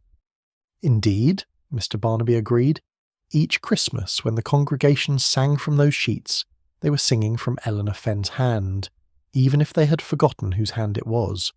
For Clara, I imagine those sheets represented not just music, but memory, the only tangible proof that her mother had mattered, that her family had once been valued. Mr. Hale thanked the retired schoolmaster and took his leave, his mind working through the implications of what he had learned. He walked slowly through the village, barely noticing the cold, his thoughts turned inward to the patterns that were beginning to form. His next conversation was with Reverend Anne Struther, whom he found in the vicarage study surrounded by papers and wearing an expression of considerable anxiety. The Reverend greeted him with the distracted air of one whose mind is occupied with multiple concerns at once. "Mr. Hale, forgive me, I am somewhat overwhelmed at present. I have been corresponding with potential donors about repairs to the church tower, and the responses have been complicated." "I do not wish to add to your burdens," Mr. Hale said, "but I have been investigating the matter of the carol sheets, and I have learned some history that I believe may be relevant." He related what Mr. Barnaby had told him about Eleanor Fenn and the old accusations. The Reverend listened with growing dismay, his face registering emotions that range from surprise to shame. "I knew nothing of this," he said when Mr. Hale had finished. "I arrived in Hearthcombe only 10 years ago, and no one ever mentioned this history to me. Miss Fenn has always been so helpful, so willing to serve. I never thought to inquire into her circumstances more deeply." "That is precisely the problem," Mr. Hale said gently. "The village has accepted her service while forgetting, or choosing not to remember, the injustice done to her family. Tell me, Reverend, these repairs you mentioned, and the potential donors, does this connect in any way to the church's practices or traditions?" The Reverend shifted uncomfortably in his chair. "I have been exploring the possibility of modernising certain aspects of our worship, The tower needs urgent repairs, which will be costly. Some of the donors I have contacted have suggested that the church might benefit from updating other elements as well. New hymnals, for instance, rather than relying on old hand-copied sheets that are fragile and increasingly difficult to read. Did you discuss this possibility with anyone in the village? I mentioned it to Mrs. Pin in confidence, and I may have spoken of it generally in a few other conversations. I did not think it a secret exactly, but I was trying to avoid raising hopes or concerns until I had more definite information. Mr. Hale sat back in his chair, the pieces of the puzzle falling into place with a clarity that was both illuminating and deeply sad. So it is possible that Miss Fenn might have overheard these discussions, or been told of them by others. It is possible, yes, the Reverend admitted, though I cannot see how that would connect to the missing sheets. Can you not? Mr. Hale asked softly. Imagine, if you will, that you are Miss Clara Fenn. Your mother's memory has been tainted by false accusations. You have spent your entire adult life being useful without being valued, serving without being truly welcomed. The one tangible proof of your mother's contribution to this village is a set of hand-copied carol sheets that are sung every Christmas. And then you learn that these sheets, this last visible connection to your mother's worth, are to be replaced with modern printed versions, erasing even this small remembrance. The Reverend's face went pale. "Oh dear God," he whispered. "I never considered."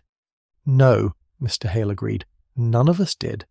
That is the nature of such oversights. They occur not through malice, but through a failure of imagination, through not considering how our actions might appear to those who view them from different circumstances." He rose to leave, but paused at the door. "I am close to understanding what happened, Reverend, but understanding is not the same as resolving. When the truth comes to light, I hope the village will respond with more charity than it has shown in the past." As he walked home through the darkening afternoon, Mr. Hale reflected on the nature of old debts and older sorrows. The village of Hearthcombe had wronged the Fenn family through suspicion and neglect, had allowed politeness to substitute for justice, had accepted service while withholding genuine acceptance. And now that old wrong had produced a new one, as such wrongs often do when left unaddressed. Tomorrow he would need to speak with Miss Fenn herself, but tonight he would prepare himself for that conversation with all the gentleness and respect it would require. For he was dealing not with a criminal, but with a wounded soul, and wounds required careful handling if they were to heal rather than deepen. Chapter 8. A Story Behind the Stitching. The 30th of December dawned grey and close, with clouds hanging low over Hearthcombe like a ceiling pressing down upon the world. It was the sort of day that invited introspection rather than activity, contemplation rather than conversation. Yet Mr. Edmund Hale knew that this was the day he must speak with Miss Clara Fenn, and that further delay would serve no purpose save cowardice, which was a quality he had spent his life attempting to avoid. He waited until mid-morning, when the village would be occupied with its various domestic concerns, and when a visit to a seamstress might appear as ordinary business rather than purposeful investigation. He made his way to Miss Fenn's cottage, a small dwelling that sat modestly behind the apothecary's shop, announcing itself to the world only by the neatly painted sign that read, "Mending and alterations. Inquire within." The cottage was as tidy as its proprietor, with a small garden that even in winter showed signs of careful tending, and windows that gleamed with the particular cleanliness that speaks of pride in limited circumstances. Mr. Hale knocked upon the door and waited, his heart heavy with the knowledge of what he must do. Miss Fenn answered promptly, her face showing surprise at finding him upon her doorstep. "Mr. Hale," she said, with that gentle deference that characterized all her interactions. "How may I be of service? Do you require mending? I have time available this morning." "I wonder if I might speak with you on another matter," Mr. Hale said quietly. "It concerns the carol sheets that went missing on Christmas Eve." He saw something flicker in her eyes. Was it fear? Resignation? Relief? Before her expression settled back into its customary mildness. "Of course," she said, stepping aside to admit him. "Please, come in." The interior of the cottage consisted principally of one main room that served as both living space and workroom. A fire burned modestly in the grate, providing just enough warmth to make the space habitable.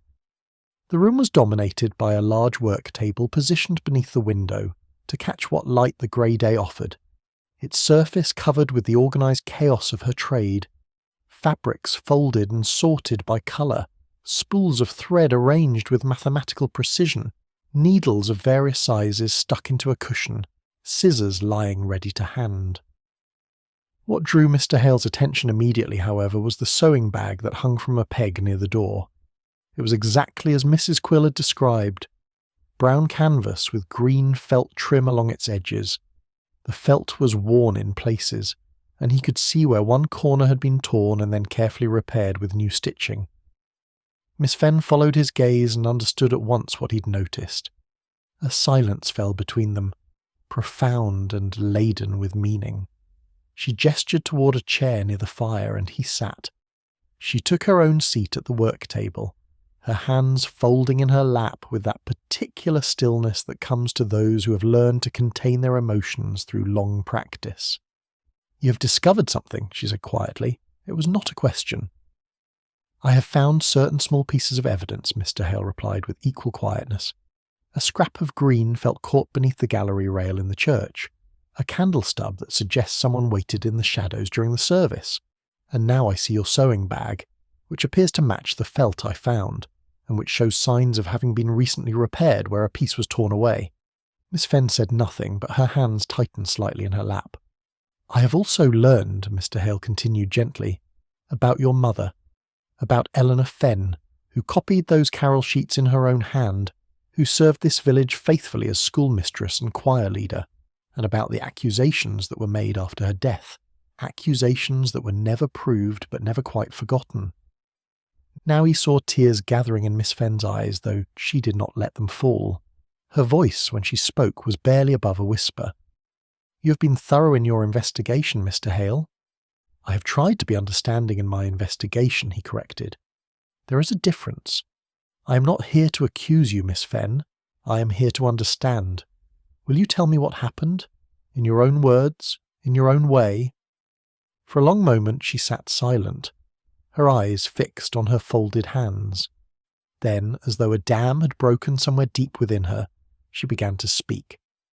"I took the carol sheets," she said simply. "I removed them from the drawer on Christmas Eve during the service itself. I waited in the shadows until the prayers had begun and everyone's attention was elsewhere, and then I went to the gallery and took them, all of them. I placed them in my sewing bag and returned to my seat, and no one noticed." "Why?" Mr. Hale asked, though he believed he already knew the answer. Miss Fenn raised her eyes to meet his, and in them he saw not defiance, but a profound weariness, the exhaustion of one who has carried a burden for too long. "Because they were going to replace them," she said. "I overheard Mrs. Pym speaking about it to Mrs. Kettle at the baker's.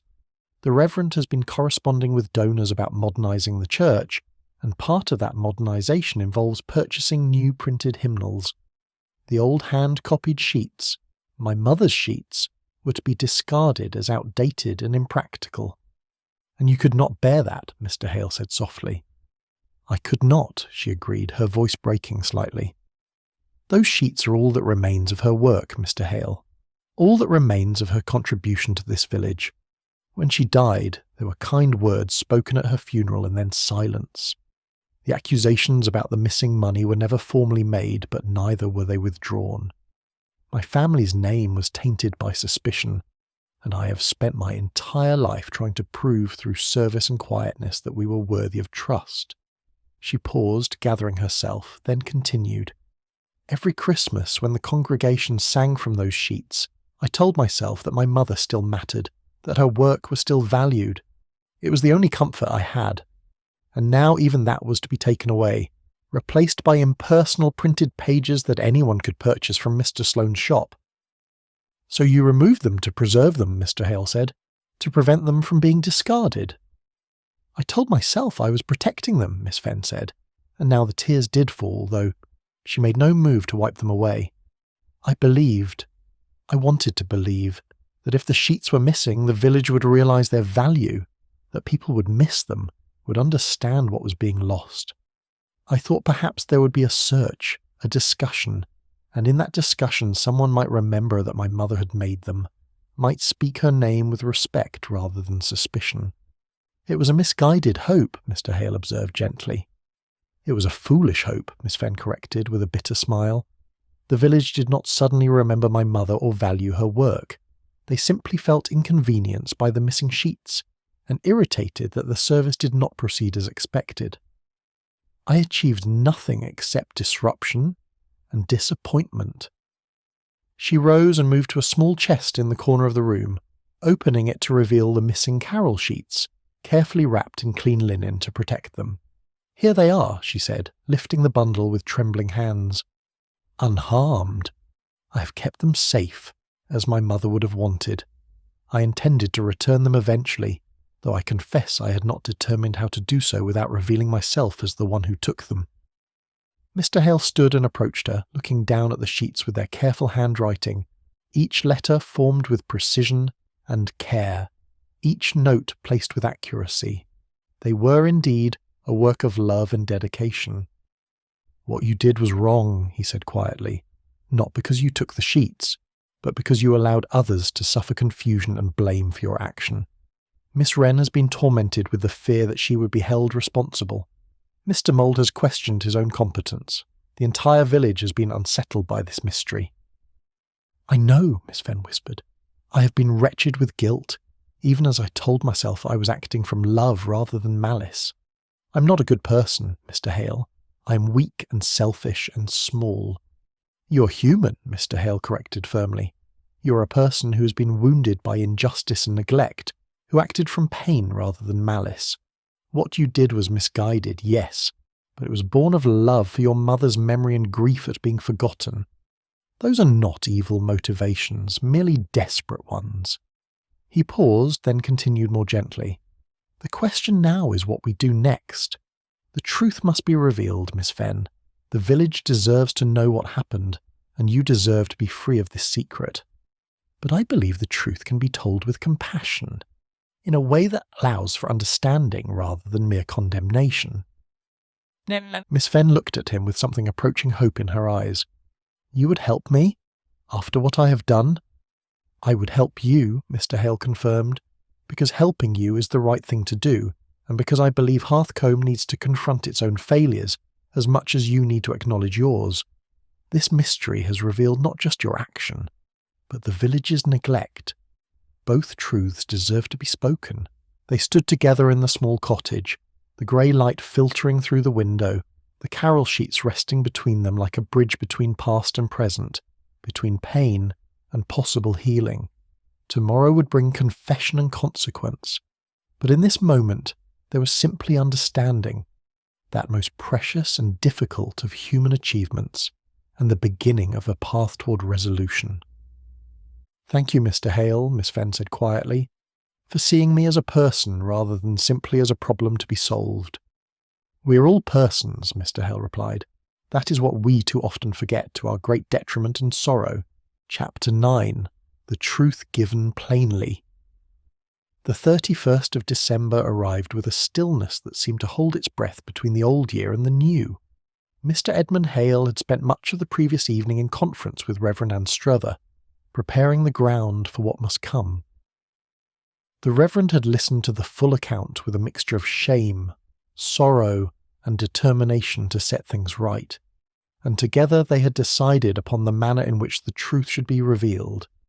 It was agreed that a small gathering would be convened at the vicarage that afternoon, consisting of those most directly affected by the mystery: Mrs. Pym, whose practical wisdom would be needed; Mrs. Quill, whose memory had provided crucial evidence; Miss Wren, who had suffered under suspicion; Mr. Mould, whose dignity had been questioned; and Miss Fenn herself, who would speak her truth before those who had a right to hear it first. The morning was occupied with quiet preparations.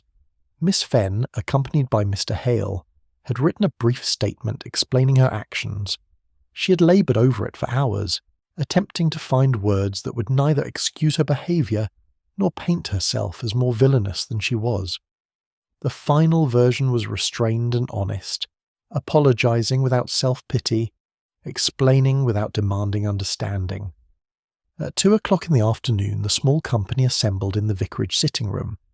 Mrs. Pin had arranged chairs in a semicircle near the fire, creating an atmosphere more suited to conversation than confrontation.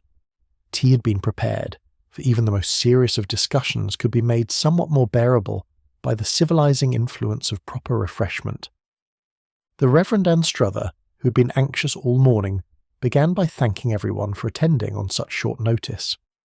"I have asked you here," he said, his voice carrying the weight of his office and his conscience, "because a mystery has troubled our village these past days, and it is time that mystery was resolved.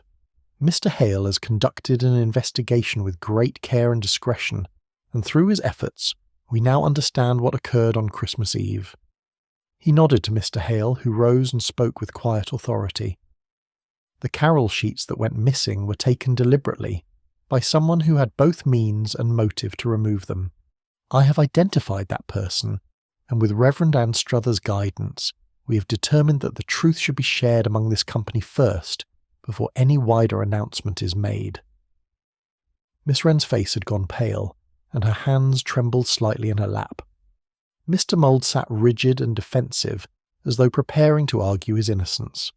Mrs. Pin watched with sharp attention, and Mrs. Quill with sympathetic understanding. "The person who took the carol sheets," Mr. Hale continued, "is present in this room and has asked to speak for herself." All eyes turned to Miss Fenn, who sat very still in her chair, her face composed but her eyes bright with unshed tears. She held a folded paper in her hands, her written statement, but after a moment's hesitation she set it aside and spoke directly. "I took the carol sheets," she said, her quiet voice somehow carrying clearly in the silent room. "I removed them from the drawer during the Christmas Eve service, when everyone's attention was on the prayers. I did so deliberately, with planning and forethought. There can be no question about that." Miss Wren made a small sound of surprise, and Mr. Mould's expression shifted from defensiveness to astonishment. Mrs. Pin and Mrs. Quill remained quiet, waiting for what would come next. "I wish to explain why I did this," Miss Fenn continued, her voice steady though her hands shook slightly. "Not to excuse my actions, but to help you understand them.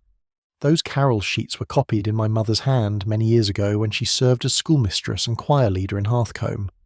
They represent her contribution to this village, her love for the music and traditions that bound the community together." She paused, gathering herself, then continued. "When my mother died, certain accusations were made about missing church funds. These accusations were never proved, but neither were they withdrawn. My family's name was shadowed by suspicion, and I have lived under that shadow my entire adult life. I have tried to serve the village faithfully, to prove through quietness and usefulness that we were worthy of trust, but I have never been truly welcomed into the heart of the community. I've always remained on the edges, useful but not valued." The room had grown profoundly still. Even Mrs. Pin, who was not easily moved, appeared affected by this simple recitation of long-borne pain. "The carol sheets were the only visible reminder that my mother had mattered," Miss Fenn said, her voice beginning to break. "Every Christmas, when the congregation sang from those sheets, I told myself that her work lived on, that she had not been entirely forgotten, and then I learned, through overheard conversations, that these sheets were to be replaced with modern printed hymnals. The last trace of my mother's contribution was to be discarded as outdated and impractical." She stopped, pressing her hands together to still their trembling. "I could not bear it. I told myself I was protecting something precious, preserving something valuable. In truth, I was acting from desperation and grief. I thought if the sheets went missing, the village might realise their worth, might remember who had made them. It was a foolish hope, born of a wounded heart." Reverend Anstruther, who had been listening with visible distress, now spoke. "Miss Fenn, I must shoulder a large portion of the blame for this. I spoke carelessly about replacing the sheets, without considering their history or what they might mean to those who remembered their origin. In my desire to modernise and improve, I failed to honour what was already good and worthy of preservation. For that, I sincerely apologise." Miss Wren, whose nervousness had been transformed into sympathy, spoke up hesitantly. "But Miss Fenn, if you had only asked, if you had only told us what those sheets meant to you, we would never have—" "Would you not?" Miss Fenn interrupted gently. "I am not certain of that, Miss Wren. I am the seamstress who mends your clothes. I am useful, but I am not consulted. I am thanked, but I am not included. That is the truth of my place in Hearthcombe, and it has been the truth for 20 years. This simple statement fell upon the room like a weight. Mrs. Pym, who prided herself on seeing things clearly, looked uncomfortable. Mrs. Quill nodded slowly, as though acknowledging a truth she had long suspected but not voiced. Mr. Mould cleared his throat and examined his hands. Mr. Hale, sensing that the moment required direction, spoke again. "What Miss Fenn did was wrong. It caused confusion, anxiety, and disappointment. But her action was not born of malice or mischief. It was born of pain caused by old injustices and ongoing neglect. Both truths must be acknowledged. Miss Fenn must answer for her actions, but Hearthcombe must also examine how it has treated her and her mother's memory." "The carol sheets are safe," Miss Fenn added quietly. "I have kept them protected and unharmed. They are ready to be returned whenever the church wishes to receive them." Mrs. Pym, who had been silent throughout, now spoke with uncharacteristic gentleness. "I remember your mother, Miss Fenn. I was young when she was schoolmistress, but I remember her kindness and her dedication. The accusations made after her death were unjust and cruel. I am ashamed that I and others allowed them to taint her memory without challenge." "As am I," Mrs. Quill added. "Eleanor Fenn deserved better from this village, and so have you." Miss Wren rose impulsively and crossed to Miss Fenn's chair, taking her hands. "I am so sorry," she said earnestly. "I have been so wrapped up in my own anxieties that I never thought to consider yours. Can you forgive me?" "There is nothing to forgive," Miss Fenn replied, returning the pressure of Miss Wren's hands. "You have done nothing wrong." "Perhaps we all have," Reverend Anstruther said quietly. "Perhaps that is the lesson here. Communities can harm through neglect as surely as through deliberate cruelty. We have taken Miss Fenn's service without offering genuine fellowship. We have accepted the benefit of her mother's work without honouring her mother's memory. These are failures we must acknowledge and attempt to remedy." The conversation continued for some time, with each person present contributing their thoughts and reflections. It was decided that the truth would be shared with the wider village, but in a manner that emphasised reconciliation rather than blame. The carol sheets would be returned and used again, but they would also be properly acknowledged as Eleanor Fenn's work, and steps would be taken to ensure her contribution was remembered. As the gathering drew to a close and the participants prepared to depart, there was a sense not of conclusion, but of beginning. The beginning of healing, of understanding, of a community attempting to set right what had been wrong for far too long. Mr. Hale, watching Miss Fenn as she prepared to leave, reflected that truth was indeed a difficult gift to give and receive. It cut and cleansed in equal measure, revealing wounds so that they might finally heal. The mystery of the missing carol sheets had been solved, but in solving it a larger mystery had been revealed. The mystery of how good people could, through small acts of thoughtlessness accumulated over years, create profound harm without ever intending it. That mystery had no simple solution, but awareness was the first step toward remedy, and today, at least, awareness had been achieved. As the last of the guests departed into the grey afternoon, Reverend Anstruther turned to Mr. Hale with an expression of exhausted relief. "What happens now?" "Now," Mr. Hale replied, "we see if understanding can transform into action, and if a village can learn to do better than it has done before. That, Reverend, is the true test of what we have accomplished today." And with that they parted, each to their own reflections, as the old year prepared to give way to the new. Chapter 10. When Christmas returned to its place.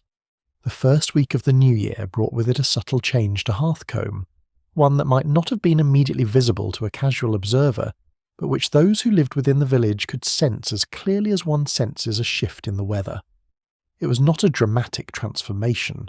Villages do not remake themselves overnight, but rather a gradual softening, a turning of attention toward matters that had long been overlooked, a willingness to examine old assumptions and perhaps, just perhaps, to acknowledge that things might be done differently and better.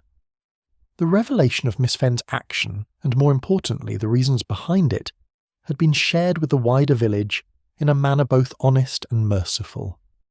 Reverend Anne Struther had spoken of the matter from the pulpit on the first Sunday of the year, explaining what had occurred without sensationalising it, acknowledging the village's collective failure without assigning individual blame, and calling for a response characterised by grace rather than judgment. His sermon, which Mrs. Pinn later remarked was the finest he had ever delivered, touched hearts that had long been armoured against such touching. The response had been, on the whole, better than Mr. Hale had dared to hope. There were some, certainly, who muttered about theft and disruption, who felt that Miss Fenn had overstepped and should face consequences beyond mere embarrassment. But these voices were outnumbered by those who, having heard the full story, recognised in it a mirror of their own failures of attention and care.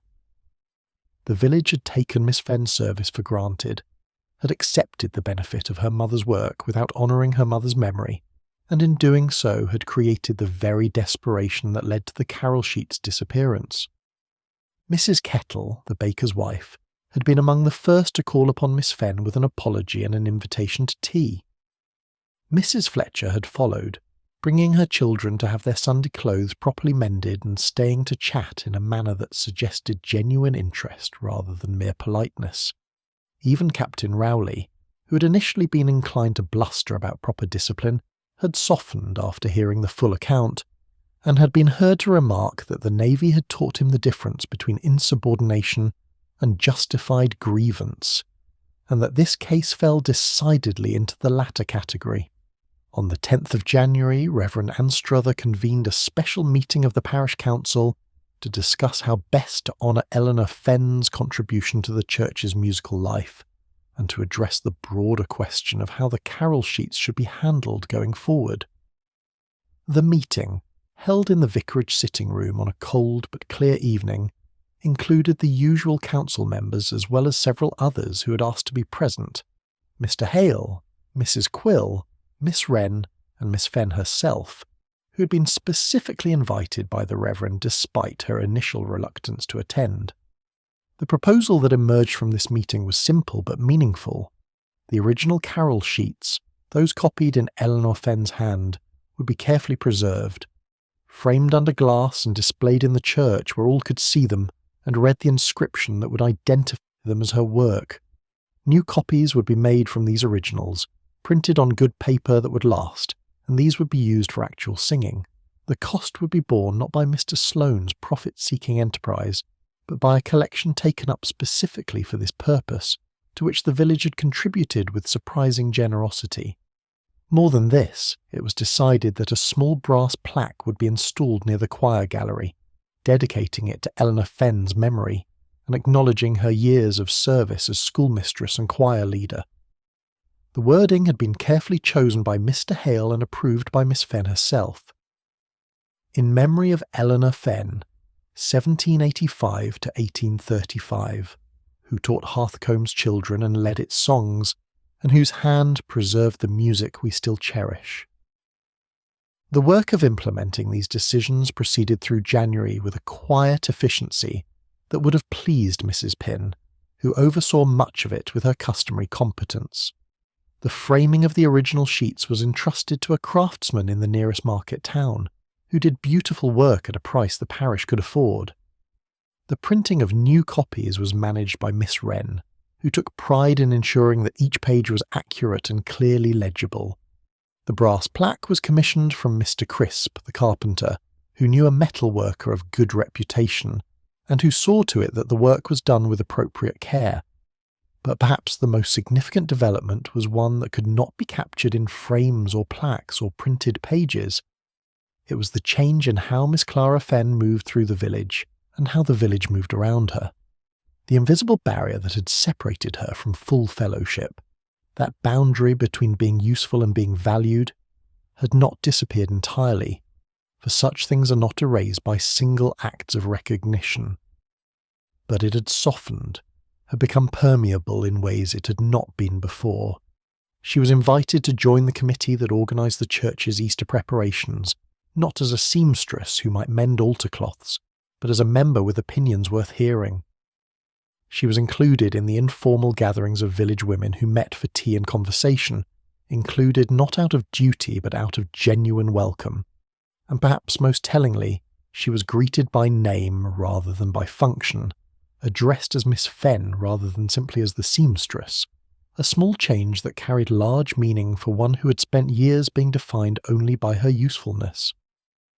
On the evening of the 25th of January, exactly 1 month after the Christmas service that had begun this entire affair, a small gathering was arranged at the church. It was not a formal service, but rather an informal occasion, advertised by word of mouth rather than official announcement, open to any who wished to attend. The purpose was simple: to sing the carol that had not been sung on Christmas Eve, to sing it from the new copies made from Eleanor Fenn's originals, and in so doing to restore what had been disrupted, and to honour what had been overlooked. The attendance was modest but meaningful. Perhaps 30 souls gathered in the church that evening, drawn by curiosity, by affection, by the desire to participate in an act of communal healing. The heating stove had been lit early, and the church was tolerably warm. Candles burned in their sconces, casting gentle light upon the assembled company. And on the wall near the gallery, though the brass plaque had not yet been installed, a simple card had been placed bearing the dedication to Eleanor Fenn's memory. Reverend Anstruther spoke briefly, his words carefully chosen and warmly delivered. He spoke of tradition and memory, of the importance of honouring those who had served faithfully, of the village's responsibility to ensure that no contribution was forgotten and no servant left at the margins. He acknowledged, with becoming humility, that Hearthcombe had failed in this responsibility, but expressed hope that the village might learn from its failure and do better going forward. Then Miss Wren, standing in the gallery with the new carol sheets distributed among the small choir, raised her voice to begin the carol. The congregation joined in, their voices perhaps not perfectly harmonised but sincere in their effort. They sang the familiar words set to the familiar melody, words and music that had been preserved by Eleanor Fenn's careful hand, and were now being preserved anew by her daughter's courage, in forcing the village to notice what it had been content to forget. Miss Fenn herself stood near the back, as was her custom, but she was not alone. Mrs. Quill stood beside her on one side, Mrs. Kettle on the other, their presence a quiet declaration of fellowship. And as the carol rose toward the rafters of St. Mildred's, carrying with it the voices of Hearthcombe raised in song, Miss Fenn felt something she had not felt in many years, the sensation of belonging, of being not merely tolerated but genuinely welcomed into the warm centre of communal life. After the singing ended, there was no formal dismissal, but rather a gradual dispersal, with people lingering to speak with one another, to offer good wishes, to share in that pleasant sense of having participated in something worthwhile. Mr. Hale observed it all with quiet satisfaction, noting how naturally people included Miss Fenn in their conversations, how easily they spoke with her rather than at her or past her. As he prepared to depart, Reverend Anstruther drew him aside with an expression of profound gratitude. "You've given this village a great gift, Mr. Hale, not just the solution to a mystery, but an opportunity to examine ourselves and to grow from that examination. I am deeply in your debt." "The village gave itself that gift," Mr. Hale replied. "I merely helped it see what was already there to be seen. The real credit belongs to Miss Fenn, who had the courage to act even when her action was misguided, and to all of you who had the grace to respond with understanding rather than condemnation." "Still," the Reverend insisted, "your role was essential. Without your patient investigation, without your insistence on understanding rather than merely assigning blame, we might have responded very differently." "Then I'm glad I could be of service," Mr. Hale said simply. For service is what binds a community together, not service that is taken for granted, but service that is recognised and valued. That is what Hearthcombe is learning, I think. That is the true resolution of our Christmas mystery. As he walked home through the January night, the stars sharp and bright in the cold sky, Mr. Hale reflected on the nature of mysteries and their solutions. The mystery of the missing carol sheets had been solved in the conventional sense, the culprit identified, the motive explained, the missing items recovered. But the deeper mystery, the mystery of how a village could harm through neglect what it would never deliberately hurt, that mystery admitted no simple solution. It required ongoing attention, continuous effort, the daily work of noticing and caring and remembering. Yet he felt hopeful, more hopeful than he had felt in some time, for Hearthcombe had demonstrated that it could learn, could acknowledge its failures, could attempt to do better. That was no small achievement for a village, or indeed for any human community. Perfect justice might be beyond mortal reach, but approximate justice, justice tempered with mercy and enlightened by compassion, that was achievable. And that, perhaps, was enough. He reached his cottage and went inside, closing the door against the cold. The fire had been banked but still held warmth, and he stirred it back to life before settling into his chair with a book. But his mind wandered from the printed page to the events of these past weeks, and to the small miracle of transformation he had witnessed. A village was not held together only by roofs and rules, nor even by bells and carols, but by the tender act of noticing what was kept and what was discarded, noticing who was invited in and who was quietly left outside the warmth of the fire. Hearthcombe had learned to notice, and in learning to notice had taken the first step toward becoming not just a village of neighbours, but a true community of souls bound together by mutual care and respect. That was the gift this Christmas season had brought, though it had come wrapped in confusion and tied with the string of sorrow. That such gifts often came in difficult packages was a truth Mr. Hale had long accepted. What mattered was not the packaging, but the willingness to open it, to examine what lay within, and to allow oneself to be changed by what one discovered. Outside, the winter night deepened and the stars wheeled in their ancient courses. Inside, Mr. Hale read by firelight until sleep claimed him, his last waking thought, a quiet prayer of thanksgiving that he lived in a world where mysteries could be solved, wounds could be healed, and even old sorrows might find in time their proper resolution. And so we leave Hearthcombe as we found it, a modest English village keeping its traditions with the solemn cheer of long habit. But it is not quite the same village we encountered on that Christmas Eve. It is perhaps a village that has learned something about itself, something about justice and mercy, something about the difference between using people and valuing them. Whether that lesson will endure, only time will tell. But for now at least, Christmas has returned to its proper place, not as mere custom observed, but as genuine celebration of what binds human hearts together in fellowship and love.